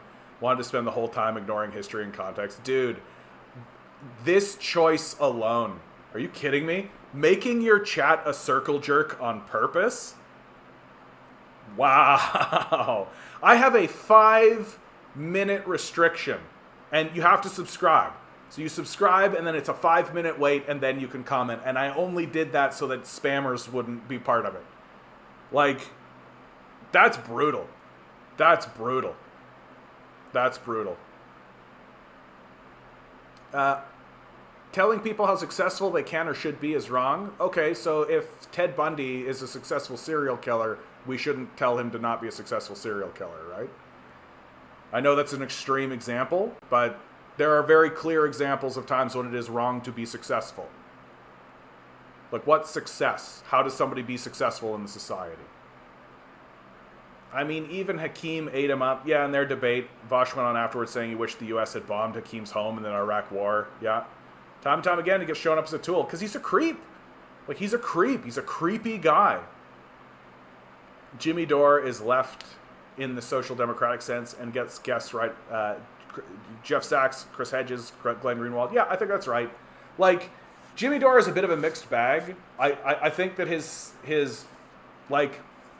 COVID stuff, he's often out in the field on COVID stuff, but I don't really blame him for that. I'm fine if he wants to go do that. I'm glad that somebody's doing that. Go off into the field on COVID, dude. Let's go. But yeah, then he gets like really interesting guests and like has really interesting conversations. He's been having conversations recently. I actually think the most interesting conversations Jimmy Dore has been having recently are the ones where he's been talking to Richard Wolff. Because I've always said of Jimmy Dore that he just needs to read more communist literature. He just needs to read more Marxist stuff. He just needs to get more educated in Marxism and start moving towards Marxism and communism. And now he's talking to Richard Wolff, the most well-known Marxist and the most prominent Marxist in North America. So, like, I feel like that's just a win. That's just a win, that Jimmy Dore is just going to grow. Yeah, there was a time when Voshite was an actual discernible political position on the internet, which is hilarious to me. Did you see his talk with Mexi? She saw right through him and was not having it. No. Like, I don't really pay that much attention to Vosh. And it's sort of like, let's get off Vosh. I don't want to talk about Vosh anymore. Like, I don't think he's particularly interesting. Like, look at how much we're enjoying how boring he is. That's how boring he is.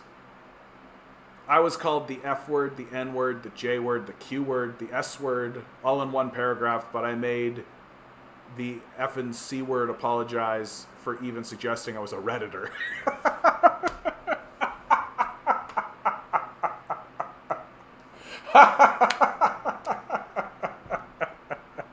That was a long walk, dude, but it was worth it. Adam, Rogan's platformed Eric Weinstein several times. Yep. Is Peter Thiel's right-hand man. T is Bilderberg's head honcho. Barrett Brown's investigative reporting on Thiel's influence. Okay. C, Barrett Brown's investigative reporting on Thiel's influence. Adam, can you just put an article in the Discord? I know that you're in the Discord. Can you just throw an article in there? I'd love to see that. Like, it's difficult for me to believe that Rogan is completely a free actor, but I've never really seen a good connection. And if people can start showing me a good connection, then I'll completely go along with it. There are no political positions on the internet. There are only actual political positions, and people too lazy to look up debunking these Twitch Reddit scum. Yeah. Dorr is right on war. He needs to lay off trans people, though. Yeah, it's a real boomer thing. It's just these boomers. They just can't get over it. They just can't get their head around it. They can't accept that there's a type of person that exists. Yeah, Rogan should have Wolf on. It is a bit telling that he doesn't. Yeah, Vosh is a huge proponent of Biden and pushing Biden left. Yeah, because he's a centrist Democrat. Like, I don't know why people think he's interesting. He's a centrist Democrat. I don't know if I'd call Wolf a Marxist per se. I mean, he calls himself a Marxist. He just wants co-ops and doesn't seem to care too much for the revolutionary struggle or anything of that sort. This critique that comes at Wolf, I think, is fair. I don't think that you're being irrational or anything like that, but I do think that it should be brought up that Wolf existed and lived through the McCarthy scare and through the McCarthy purges. That what Wolf is doing now, even as early as 20 years ago, would have actually been considered quite radical. That if he was standing up and calling for revolutionary struggle or calling for these kinds of things, I think he is afraid of the purge. I think he's afraid of that. And I think he's just happy that the conversation is happening at all. I think that he's happy that he's even being invited to go talk at any place, anywhere. And I think that he's only willing to put forward solutions that he thinks are good ones within the framework of a conversation that won't get him expunged. And I think that's what he's afraid of, more than anything else. Because, like, the McCarthy purges were real. The McCarthy purges were real. And if I was a guy like Wolf, I would just be happy people were listening. Really. So I think that your critique is a critique that you wish it was more like this, but reality has something else to say about that. Reality has something else to say about that. And you got to do what you can. You got to do what you can. Like, I wish Karl Marx would come back to life with a blade that would kill all the capitalists before him, and he would erect a giant palace with the hammer and sickle upon it, and rule upon us with a benevolent heart. But that's not going to happen.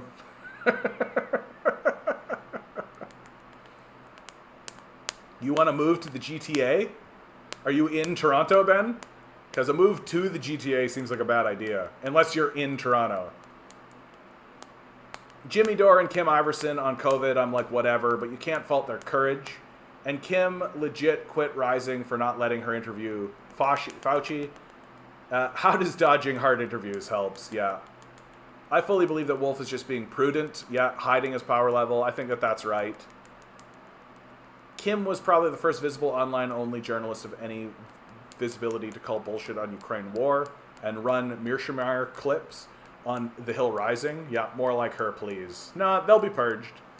Like, they'll be purged. Corporate media is never going to let you know about the Ukraine war. They don't want you to know about Mearsheimer. They don't want you to know about any of this stuff. They don't want you to hear anything that's a counter-narrative of any sort. They're not interested in that. That's not what they're going to platform.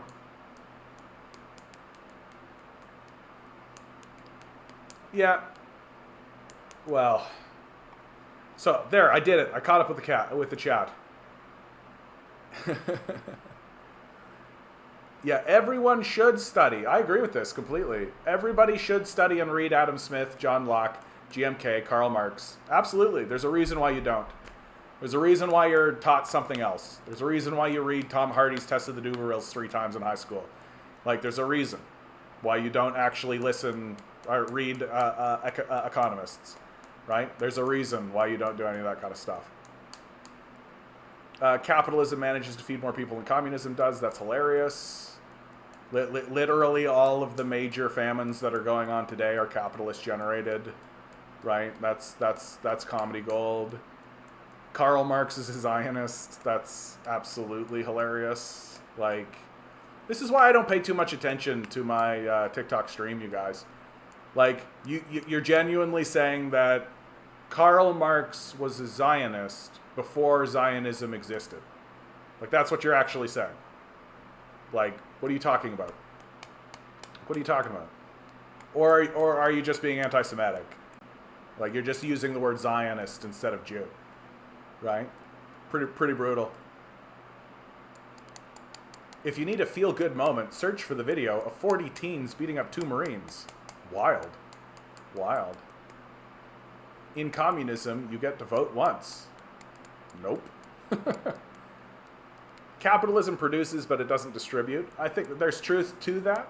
That seems more accurate. But, I mean, even, like, the communist systems, the whole idea is building up productive forces, right? So the idea that communist countries or communist systems don't produce as much is just wrong, right? It's just wrong. Like, all you Eastern Europeans about communism. If you look up the recent polling data, we've actually asked the Eastern European countries, the former Soviet countries, do you want to go back to the Soviet Union? Here, let me bring it up. I'll bring it up on YouTube, and I'll just read it to you. The myth, the Tiananmen, the evidence. Come on, where is it? There it is. So, was life better under communism? Was the question that they asked. Places like Ukraine. 75% of respondents in Ukraine. This is an opendemocracy.net. This was a Gallup poll that was done. 75% of Ukrainians said life was better under communism. 47% of Polish people said that life was better under communism. I got to bring up my map so that I actually get these names 100% correct. Google Maps. Like, the idea, like, I love it when people kind of scoffingly say this. It's like, go talk to the former Soviet countries. They'll tell you all about it. It's like, okay, let's go talk to the former Soviet countries, right? We can go talk to Romania. 45% of respondents say that life was better under capitalism. We could go talk to Bulgaria. 88% of Bulgarians said life was better under communism.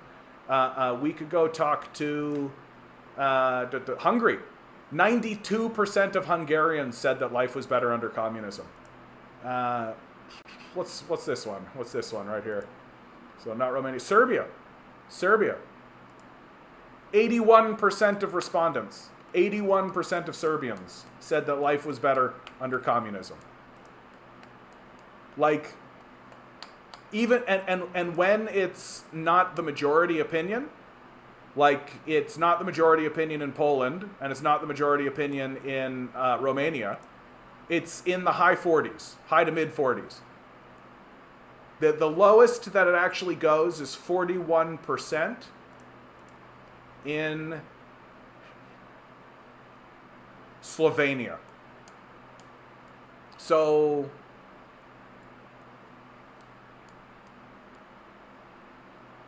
what do you think? Should Quebec become independent? I think it is inevitable that Quebec will become independent. That we are going to go through a period of balkanization in this country.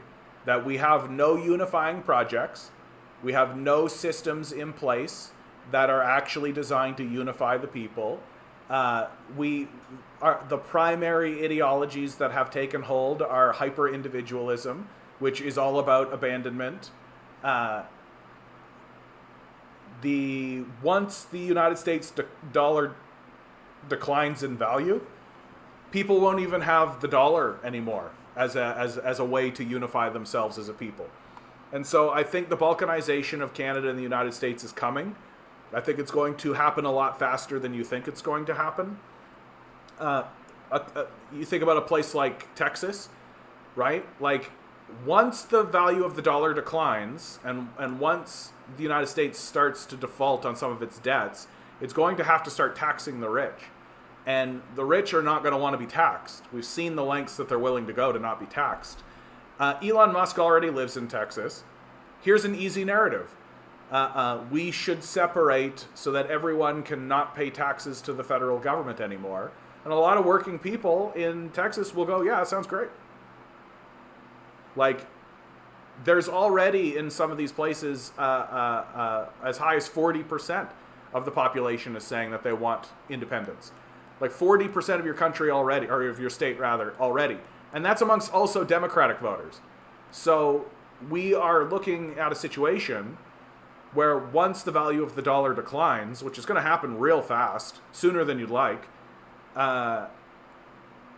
people are really going to start asking themselves, why are we paying taxes to these guys? Why are we paying taxes to these guys? And the system is going to start breaking apart. The system is going to start breaking apart. Ben says, I don't think Texas is unified enough to secede. The cities wouldn't stand for it. Well, but this is another thing, is that during this period of balkanization, like, cities will begin to secede. Like, once secession and once balkanization is on the table, like, there's not going to be any rules to it. Like, Los Angeles is going to become its own organization, and it's going to tell California to go eat a bag and go away, right? Like, you're going to have city-states. You're going to have places break up and break apart. And, like, that could possibly be the case. We are looking at a period of fracture. We're looking at a period of balkanization. It's not going to be clean. It's not going to be clean. That any narrative that I can give you about how it would happen is also going to be fraught with fractures within it. Without a doubt. Without a doubt. Because the prevailing ideology of the country is every man for themselves. Right? We're telling everybody out loud, every man for themselves. You just got to work harder, grind set. We're not going to do anything. We're not going to build institutions. We're not going to put any support systems. We're not going to do anything to actually help you. In fact, we're going to demonize that. We're going to say that it's a problem for you, right? Well, so don't be too surprised when people do it. Like, don't be too surprised when people are finally just like, oh, well, if we're all just every man for themselves and we're all just supposed to do it, then why am I paying taxes to you? I'm not getting anything for it. What am I getting for these taxes? Oh, just bombs overseas, basically. Well, then no.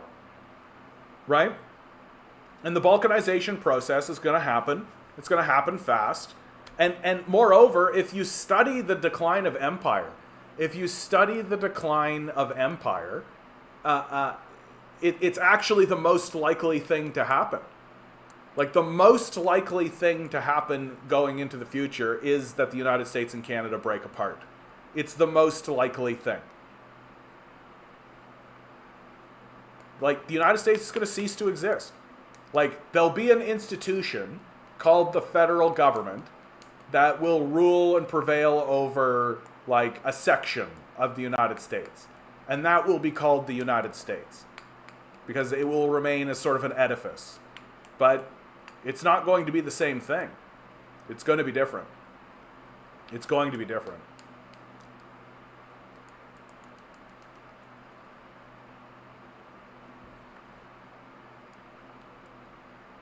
Can we blame Zizek for Slovenia's position on communism? People in the Balkans today highly respect and admire Tito. I've seen a handful of videos, someone's asking Serbs, I think, what they thought of Tito, and it was nothing but admiration. Yeah. Yeah, Bulgaria 88, Hungary 92, Serbia 81. Those are huge numbers. Yeah. Like, that's what's so funny, man. Like, that's why I say pretty regularly that one of the major pillars of the decline of Western civilization is the worship of ignorance. That we are worshiping ignorance. We are pleased with how stupid we are. We're so proud of how stupid we are. That we are willing to make these enormous proclamations based on our total ignorance. Like, people are genuinely saying to me, well, go ask the Eastern European nations what they think of communism. Okay.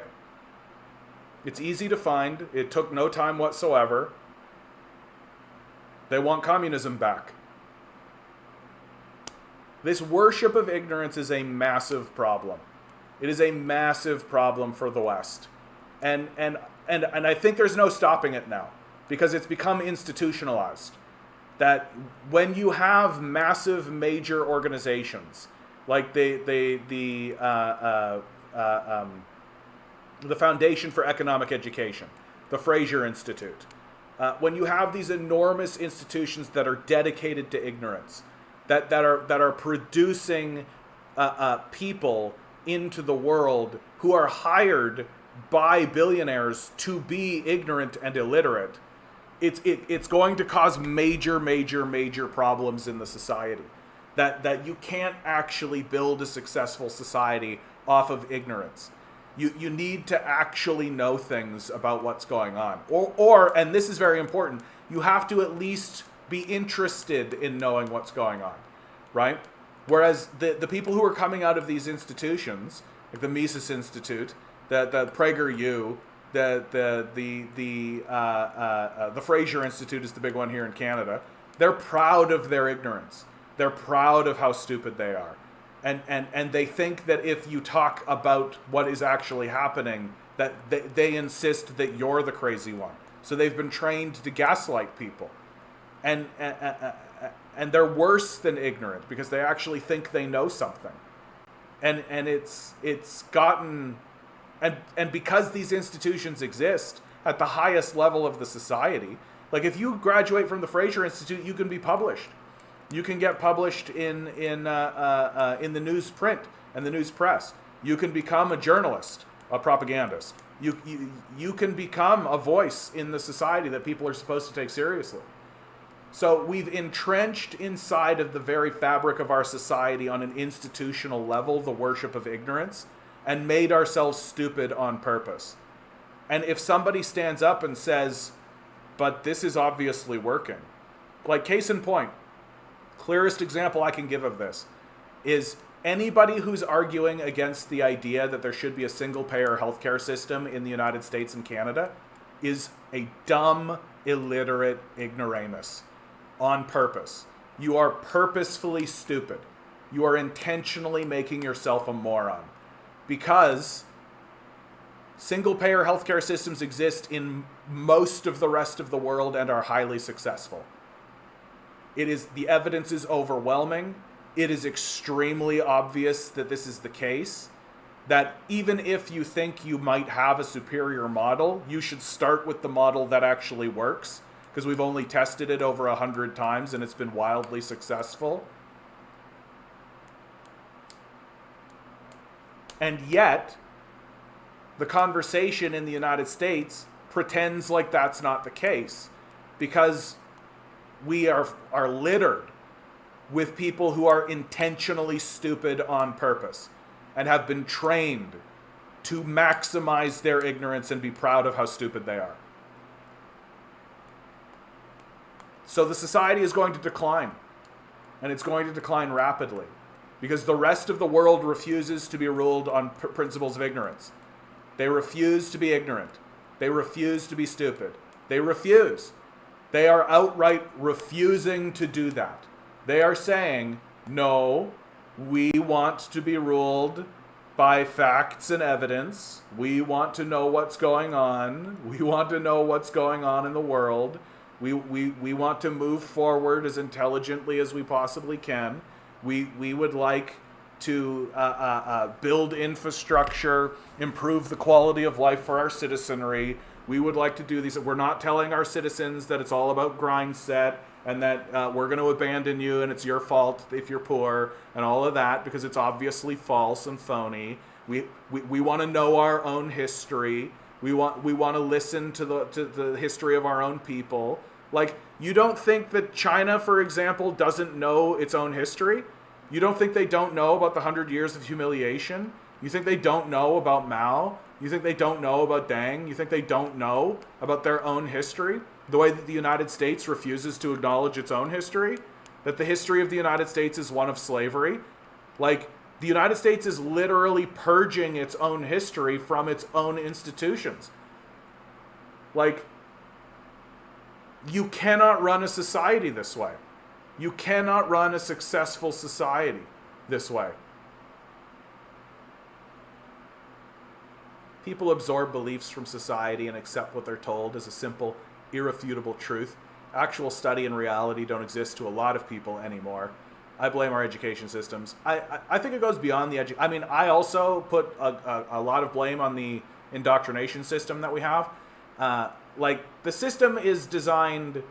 It's not the only thing, though. Like, I think people are just primarily exhausted, and that the indoctrination system exists basically to vet out intelligence. That it's vetting for obedience, that to be successful in what's called our education system, you simply have to do what you're told. And if you do what you're told, you do very well. If you don't do what you're told, you get vetted out, right? You get a C, you get told that you have a lot of potential, but if you refuse to do the work because you think it's stupid, or you think it's irrelevant, or you don't see the point of it, or it's a waste of time, because most of it is a waste of your time, then you get vetted out of the education system.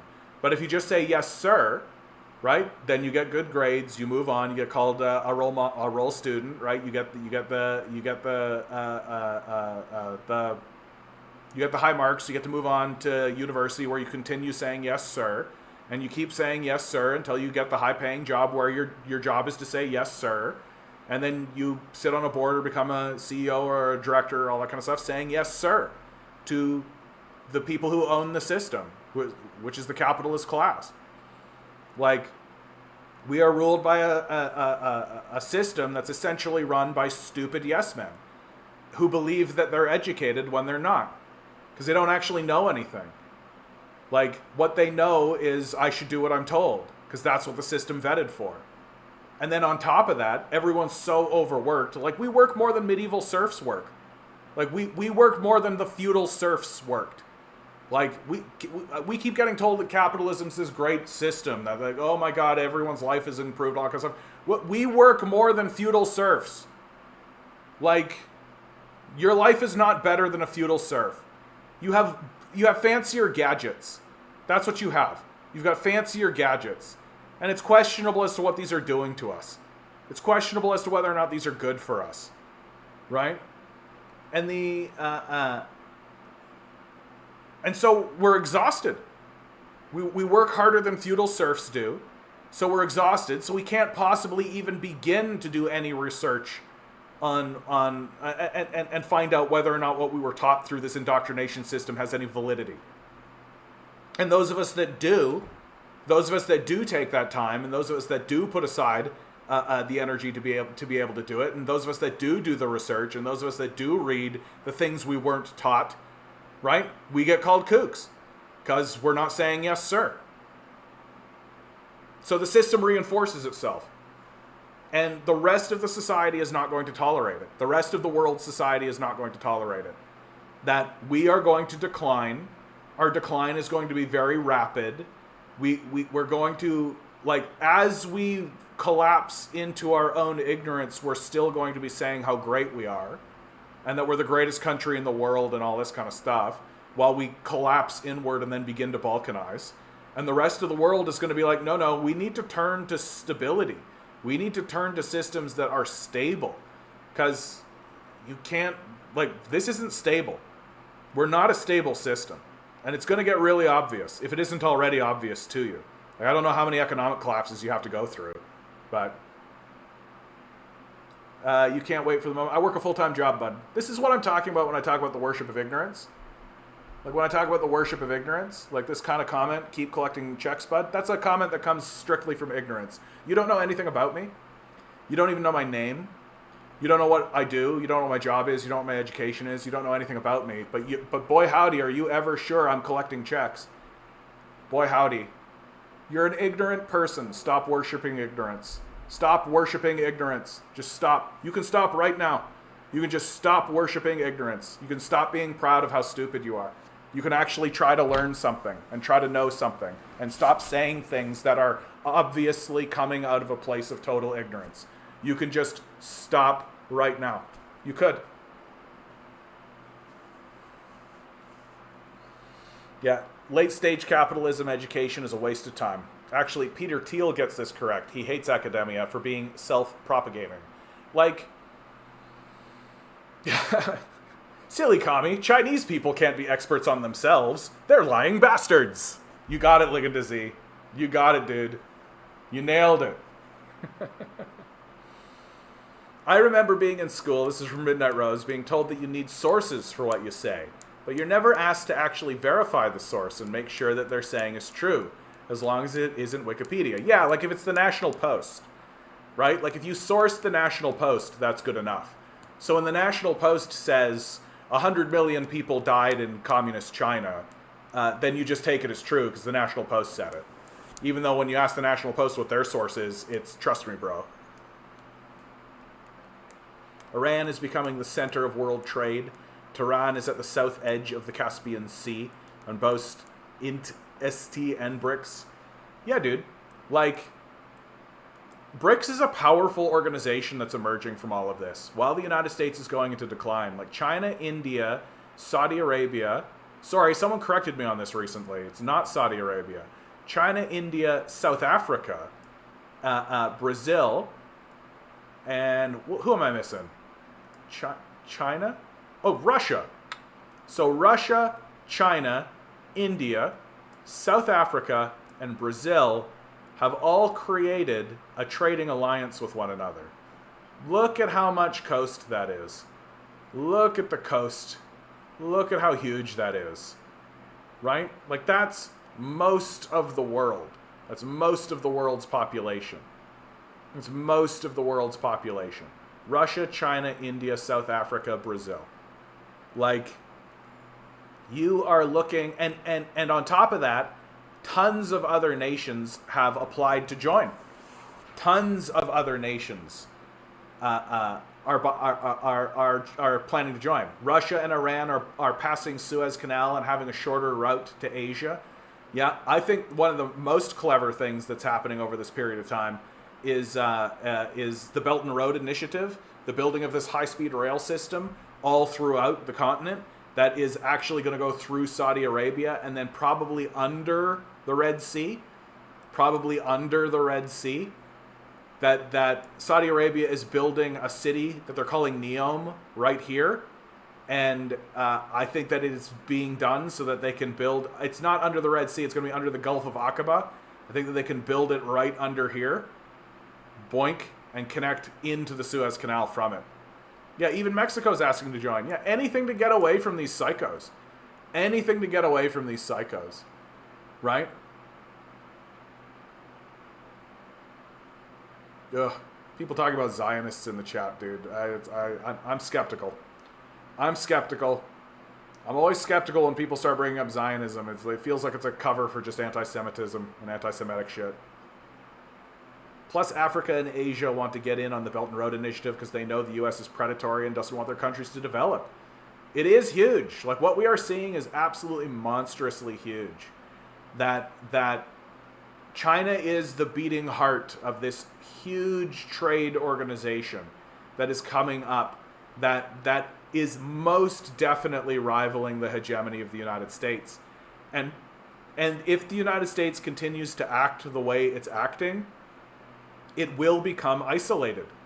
Like that's the thing about it. The big question of the moment. The big question of the moment is, will the United States come to its senses? Can the United States play ball? Can the United States actually negotiate and do diplomacy? The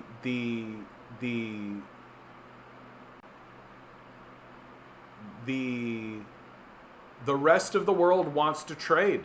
The rest of the world wants to do trade. And the United States' whole solution to everything has just been bombing stuff. Bread Bunny, I feel like this whole statement just got completely chewed apart because of that. I don't know what you mean. Sorry. It seems like it's cool what you said, but I got to do a cut and paste on a lot of this stuff, and I don't know what you're saying. Sorry. A lot more people know the difference between Zionism and Judaism/Jews today, but when Zionism is used instead of capital or capitalism, that's a red flag. Yeah, like, that I think is the thing that's concerning. Like, why are we even talking about Zionism at all? Like, I'm interested in capitalism. I'm interested in the system of capital. Why are we talking about Zionism at all? Why is that even something that we're discussing? Like, if we were discussing Israel, like if we were discussing the politics of Israel and the bombing of Gaza and like the apartheid that's going on in Israel, then yeah, that would be an appropriate time to talk about Zionists. But like when we're talking about geopolitics, like unless you are talking about like Israel's connection to like that kind of thing, but then my question becomes like, why are you so hyper focused on Israel? Like Israel's not that important. Like it's not that powerful. Like, it's important because it's a good military base for the United States. Like, it's a good place for the United States to use as a springboard, right? That they ship all their stuff to Israel and then send it out that way.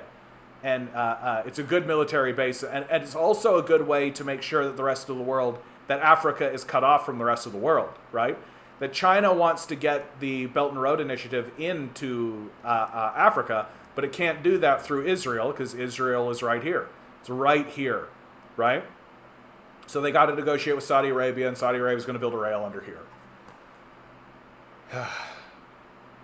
But like, I don't know why the first thing, like the Zionists that are in Israel are as bad as the Nazis ever were. Casper says my beard looks like Engels. I'll take that as a compliment. Thank you, Casper. I agree with Albert Einstein that Albert Einstein's position on the Zionists were that the Zionists were as bad as the Nazis, and I agree, and that they are distinct and should be completely distinct from Jews.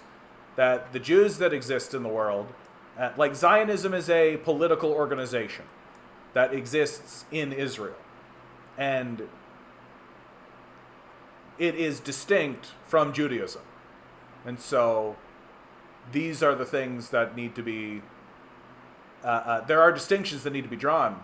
But yeah, see, right here, dude, just say you're a Nazi. Just say you're a Nazi, okay? Like, just stop pretending. Just admit it. Just admit it. Yeah, many Jews don't believe or condone Zionism. That's exactly right. That's exactly right. Yeah, good. I mean, you're admitting it, right? Just admit it. Just make it obvious to everybody, okay? Stop pretending.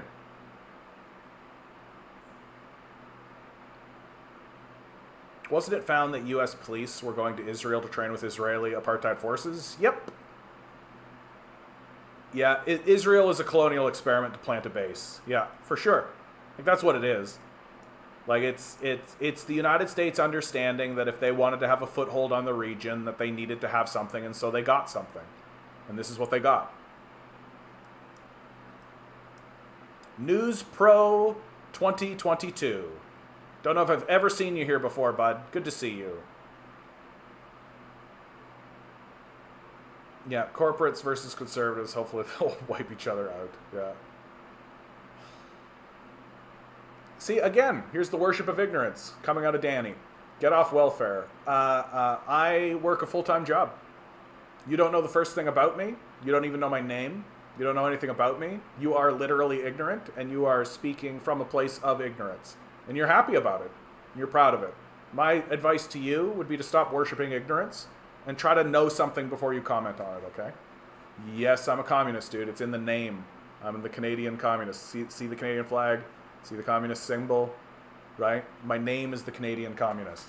The Canadian commie, rather. Stalin lover. Stalin did great things. He defeated the Nazis. We're the first people into space, right? Moved to Cuba. I've been to Cuba. Beautiful country. We need to lift the embargo. We need to lift the embargo on Cuba. That what we are doing, how am I a hypocrite? I live in the West and I'm criticizing the West. It would be like saying that being self-critical is hypocritical. Like, what are you talking about? True Canadians' thoughts on capitalism is a disaster. It's a total disaster. Enjoy our freedoms. The freedom to sell yourself to a capitalist every single day? The freedom to what? Pick your owner? That's the freedom that you're looking for?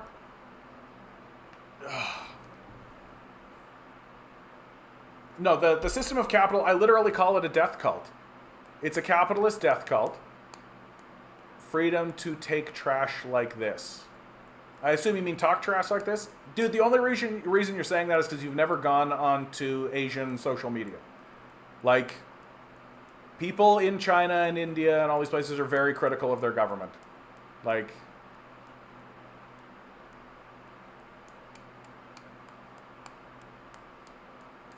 thoughts on I assume you mean Pierre Poilievre? He's just another one. That's all. He's more effective. He's more effective than Scheer, and he's more effective than Scheer, and he's more effective than O'Toole. And O'Toole tried to move the party to the center, and failed, and he didn't. And so Pierre Poilievre is moving the party to the right, and appealing to the right wing, and appealing to the sort of the classic conservative talking points. And he's being more successful because the Conservative Party is actually extremely far right. Right? Extremely far right. Oh, well then you're a waste of time. Yeah, freedom to be homeless, freedom to be in debt, freedom to be a Hitler fascist lover, yeah? The world is now going towards the World War III path. News Pro, I make the argument that we are already in World War III. It's already upon us, that it's not going to look the same as World War II. It's not going to look the same as World War II. That it's going to be fought differently, right? That World War I looked different than the wars that preceded it. World War II it looked different than World War I. And World War III, what we're in now, looks different than World War II. And we are in World War III. Like, I actually think it's a more genuine world war. Because, like, World War II was really a European war, right? What we understand as World War II is a European war. Well, the conflicts that are going on now in the world are actually worldwide, right? So we are actually looking at a world war. No, I would say that we're already there, right? That you are, what you're doing is you're taking a singular event and pretending like that's a singular event. Whereas I see it all as one thing, right? That these are all connected conflicts that are all actually connected to one another within the larger structure of the struggle of capitalism versus communism. Maxton Hall, first comment. What is my opinion on socialism? So the communist perspective of socialism is that it is the transition from capital to communism. That you can't just be communist. That's not legitimate. It's not a serious way to think. That you have to transition away from capitalism, and the process by which you transition away from capitalism into communism is socialism. I am pretty skeptical of people who think that they can vote their way into it. And I'm pretty skeptical of people who think that they are going to, that social democracies are going to withstand. People often point to like Finland and Sweden and Norway, while forgetting that the reason why they are the way they are is because there were literal communist revolutions happening on their borders. And so the capitalist class had firsthand knowledge of what could happen to them and decided to play ball. And that'll regress. Democratic socialism, I don't think can last over the long term, because eventually the capitalists will overwhelm the system. That's which is their goal. It's always their goal, is to overwhelm the system and begin regressing it.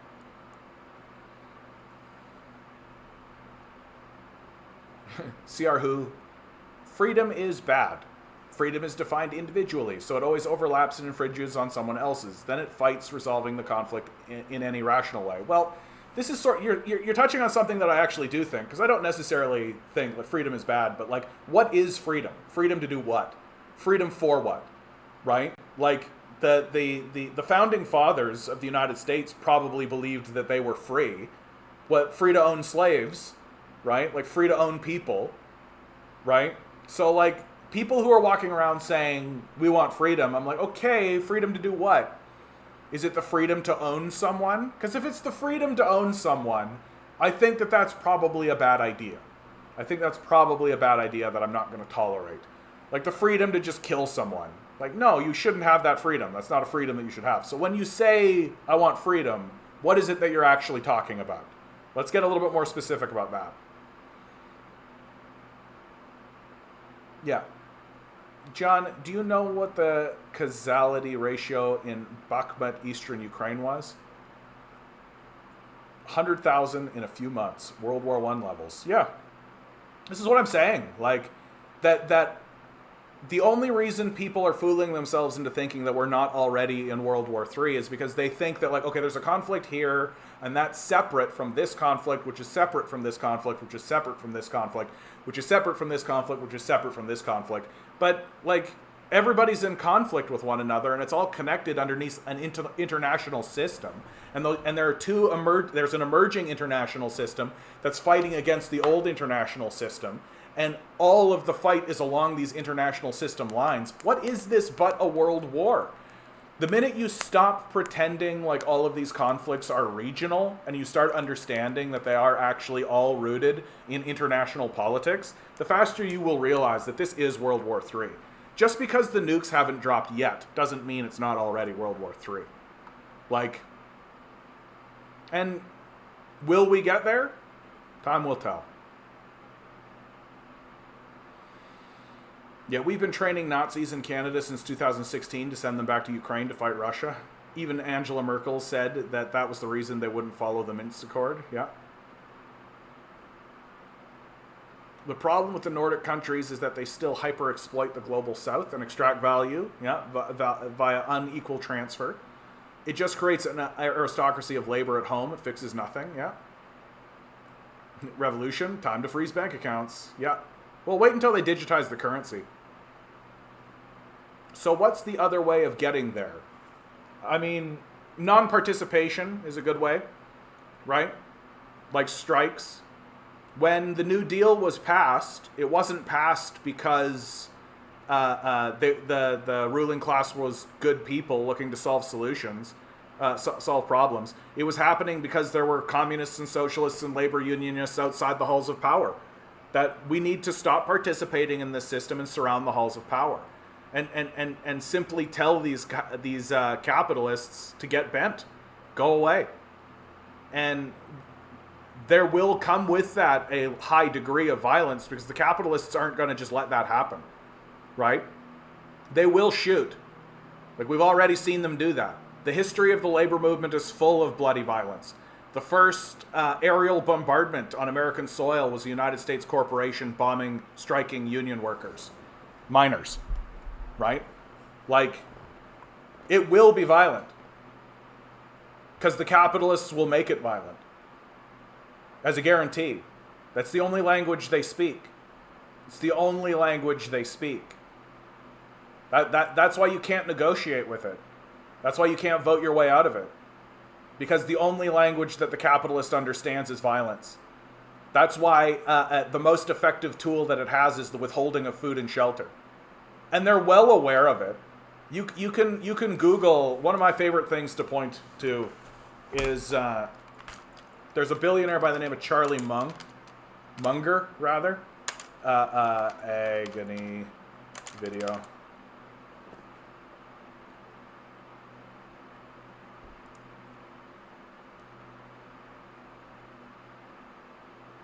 Where, oh, have they finally started to scrub this video?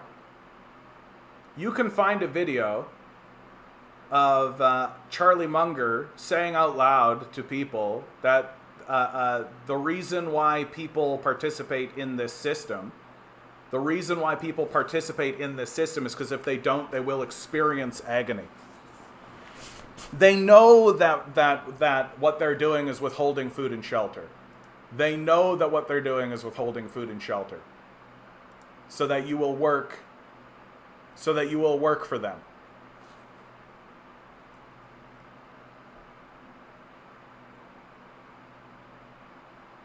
So they're already enacting an enormous act of violence against you. They're already enacting an enormous act of violence against you. And when you say these things, what do? They say, oh, you just want to be lazy, you just want to sit around, oh, you just want a handout, right? So they gaslight you, right? As if it's my responsibility to justify myself to them instead of their responsibility to justify their system to us. That the system must justify itself to us, and if it can't, it should not exist. You are under no obligation whatsoever to follow the edicts, laws, rules, or statements made by a system that cannot justify its existence. And this system refuses to justify its existence because it refuses to feed and clothe and shelter its citizens. Full stop. If it will not provide food and shelter except through threat of violence, then it is not a system that we need to pay attention to outside of that system of violence. That you only really need to be worried if you're going to get shot or arrested or picked up. But they're doing that randomly to you anyway. They're already just randomly picking people up off the streets. They're already throwing people into prison cells. So all that we have left is our participation. And eventually they will make it so that our lack of participation will actually be easier. That the system of capital eats itself in the end. And right now, the only reason people are still participating is because we need food and shelter. Well, eventually they'll withhold that to such a degree that the only choice we'll have left is non-participation. It'll be the only choice remaining. Like, why do you think there's a spike of homelessness? Why do you think there's a spike of drug addiction? Why do you think these things are happening? It's happening because people are being thrown out into the streets. They can't keep up with the system. And they're being told, justify yourself to the system. Well, they don't have to. They're under no obligation whatsoever to justify themselves to the system. It's the system that must justify itself to them. And if it can't, it should be done away with.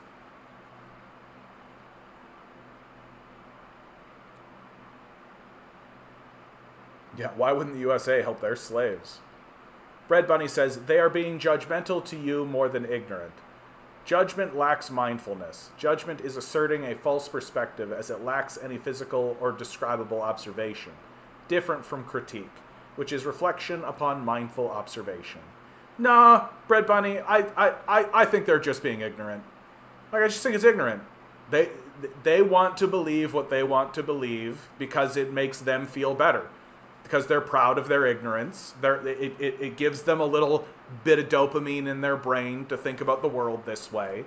And they're over there with their sneering because it makes them happy to shit on people. Because they're just proud of how ignorant they are. That's it. That's all it is.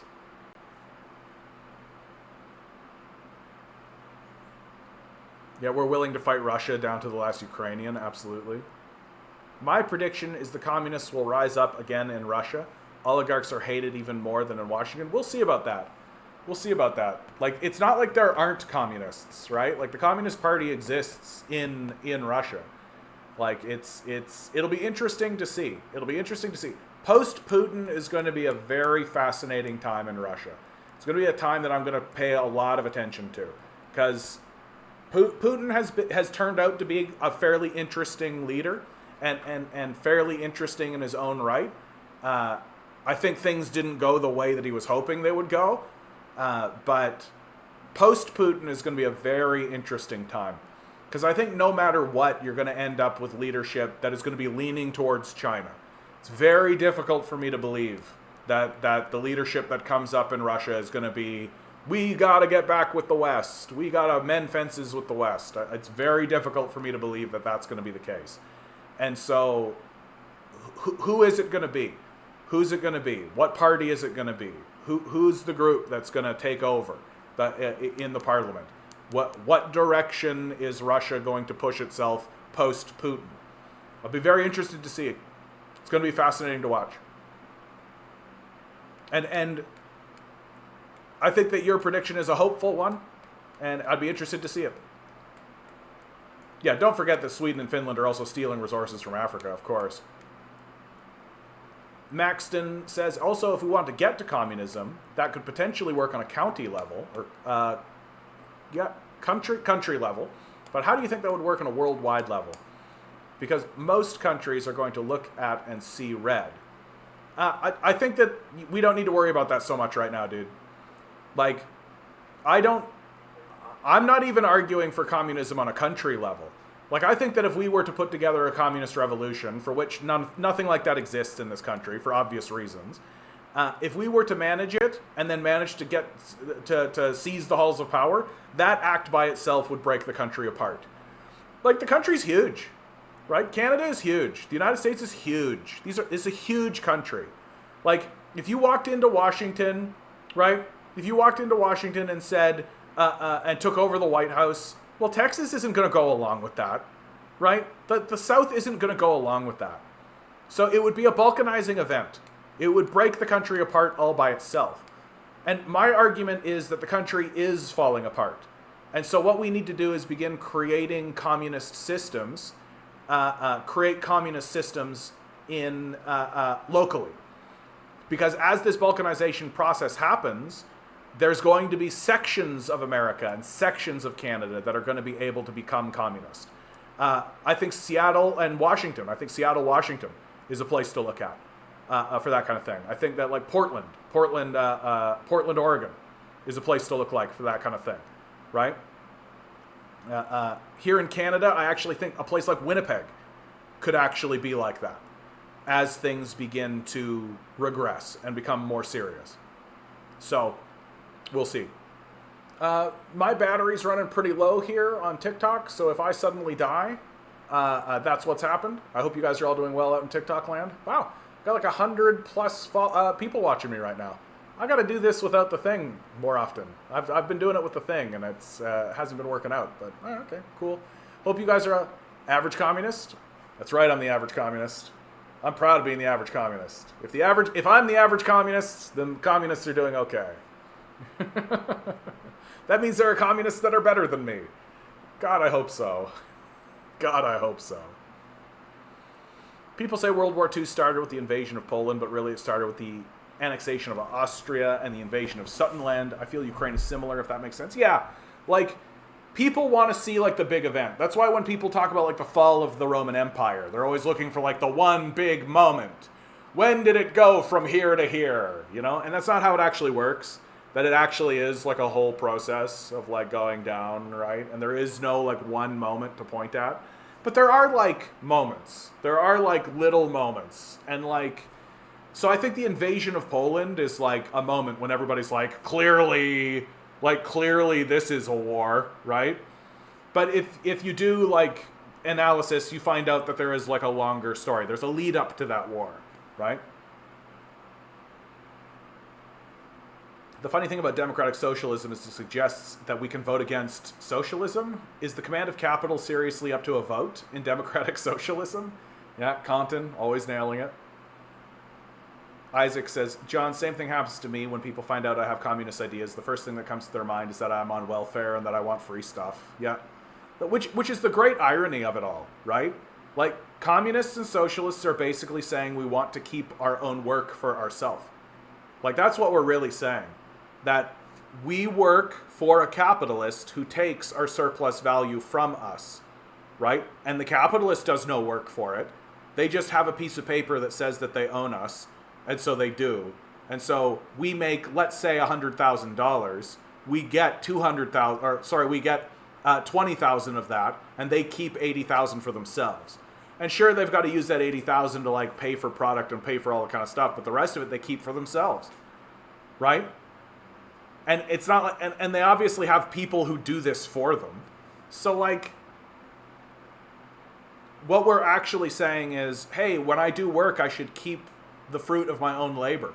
I should keep my own surplus value. I should be the one that gets to decide what happens with that surplus value. In fact, I should have a controlling share in the business that I'm a part of, right? I should be treated as an equal in this whole process instead of as a slave, which is actually the dynamic. That I'm just supposed to do what I'm told. And if I don't like it, I can leave, is what I'm told. The West is shitting bricks. That's hilarious, Matt. I like that a lot. Commies trying to figure out why house prices have gone up so high when the population size has doubled in the past 50 years. So there's two kind of things to that. Thing number one, so what you're telling me is that capitalism doesn't plan and isn't capable of actually producing housing fast enough to equate for something as predictable and obvious as population growth, right? So they're not looking at population stats, they're not looking at what's going on, and they're not building houses appropriately to actually fill the need that's obviously coming, right? But then also, too, it kind of ignores what's actually going on, which is that a lot of this property has just been bought up and is just being held as an investment. Like, a lot of this is just investment property. So, like, they're not renting it, they're not selling it, they're just sitting on it, so number go up. And once you have, like, billions of dollars, like, the billionaire class knows that the dollar is in decline. It knows it.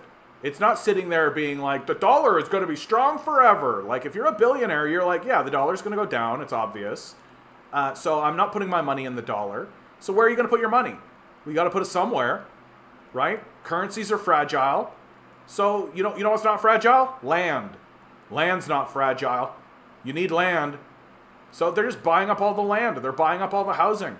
And they're telling us, yeah, if you want to get in on this game, it's going to cost you double it used to, triple it used to, quadruple it used to. So you kind of get to pick your poison on that. Either the capitalists are ruthless psychopaths who are hoarding housing from us and throwing us into the streets over it, or they're so desperately stupid and incompetent that they can't look at basic census data and build houses appropriately. You get to pick which one of those two you like the most. Yeah, Putin is the single most consequential leader of the first quarter of the 21st century by far. Yeah, I think that might be true, actually. Like, I think that might be true. Like, I like Xi Jinping, but he is kind of just a ruler by consensus. Like, Putin, on the other hand, I think the story of Putin is so fascinating. Because Putin really did want to just be part of the West. Putin just wanted to be part of the West. He was hoping that he was going to get into power and his trajectory was going to become a Western nation. And it just didn't happen. Just didn't happen. That he's a very... That's what makes him the most consequential leader. That he had to go through this incredible pivoting, this incredible transition from moving forward to being part of the Western world to moving away from that and joining the BRICS organization and joining the Global South. That's a hugely consequential leader, hugely consequential move, and really indicative of how stupid the West is. Like, Putin wanted to be part of the West. He wanted it. He wanted it so badly, you guys. He was so ready for it. And they just wouldn't do it. They just wouldn't stick the landing with him. And it just shows you how stupid these guys are. What do you think about the U.S. leaving Kosovo after Kosovo entered war stage tensions? I don't know enough about it. I don't know enough about it, dude. Xi, however, will be most consequential 2025-50. If he dies, his hand-picked clique will be in charge at least until then. Yeah, we'll see. Like, it depends if a war breaks out. Like, Xi Jinping has been an important figure, certainly, in China. He will be seen as the face of, like, the full modernization of China and the socialization of China. I think that's how people will look at him. Like, the Mao years were very much like a general leading an imperial a charge against imperialists to enact communism. Deng is very much like the solidification of China and of the Communist Party, and then the opening up of its borders, the internationalist view of China.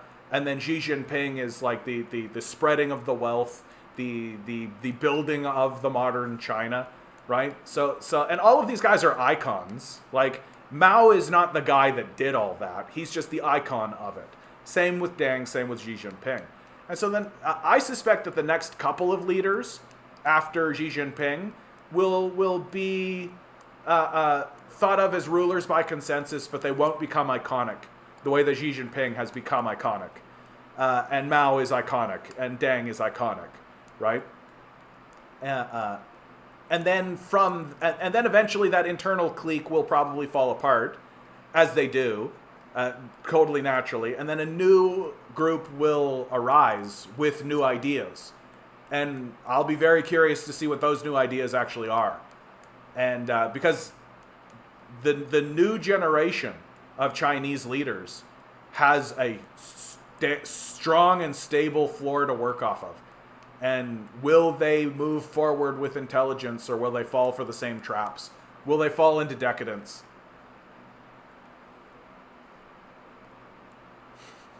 Bread Bunny, how high are you? How high are you right now, Bread Bunny? Scale 1 to 10, no judgment. How high are you right now? Cause I gotta tell you, dude, this sounds real stoner talk right here. This sounds like one is an adjective and the other is a verb. Both are describing the same malfunction in different states. I love it, dude. I love it. Stoner talk. Stoner talk. Stoner talk. Stoner talk.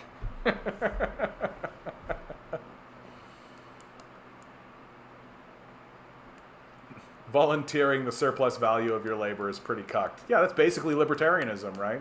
That's what the libertarians want. It's like, boy howdy, I can't wait to sell myself to the wealthiest capitalist with the most powerful army. I should be free to sell myself to capital. Yeah. Russia is the perfect country to have as a permanent enemy. Just look at American movies and other entertainment. Russians have always been the bad guys for decades, yeah? Yeah, Xi is only in power for, 10 more years? He isn't in for life. He's an interesting figure because he's one of the rare... It's very rare for Chinese leaders to have 3 terms, and he got a 3rd term. And I think a big reason why he got a 3rd term is because under his leadership, China has seen a lot of stability. There's been a lot of stability and a lot of prosperity underneath Xi Jinping. And so I think people are... And also I think the Chinese are fairly aware of that this war is coming. They don't want the war. They're not a fan of it, but they know that the war is coming.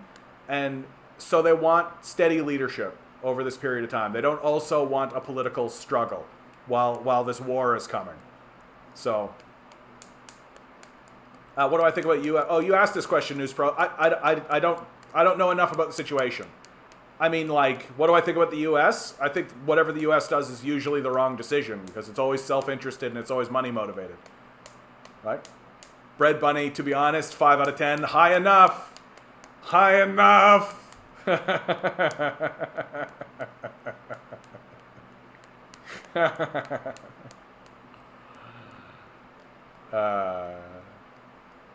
right, guys. We've reached the end of this one. Always remember, each and every one of you is a quantum being walking around in quantum energy.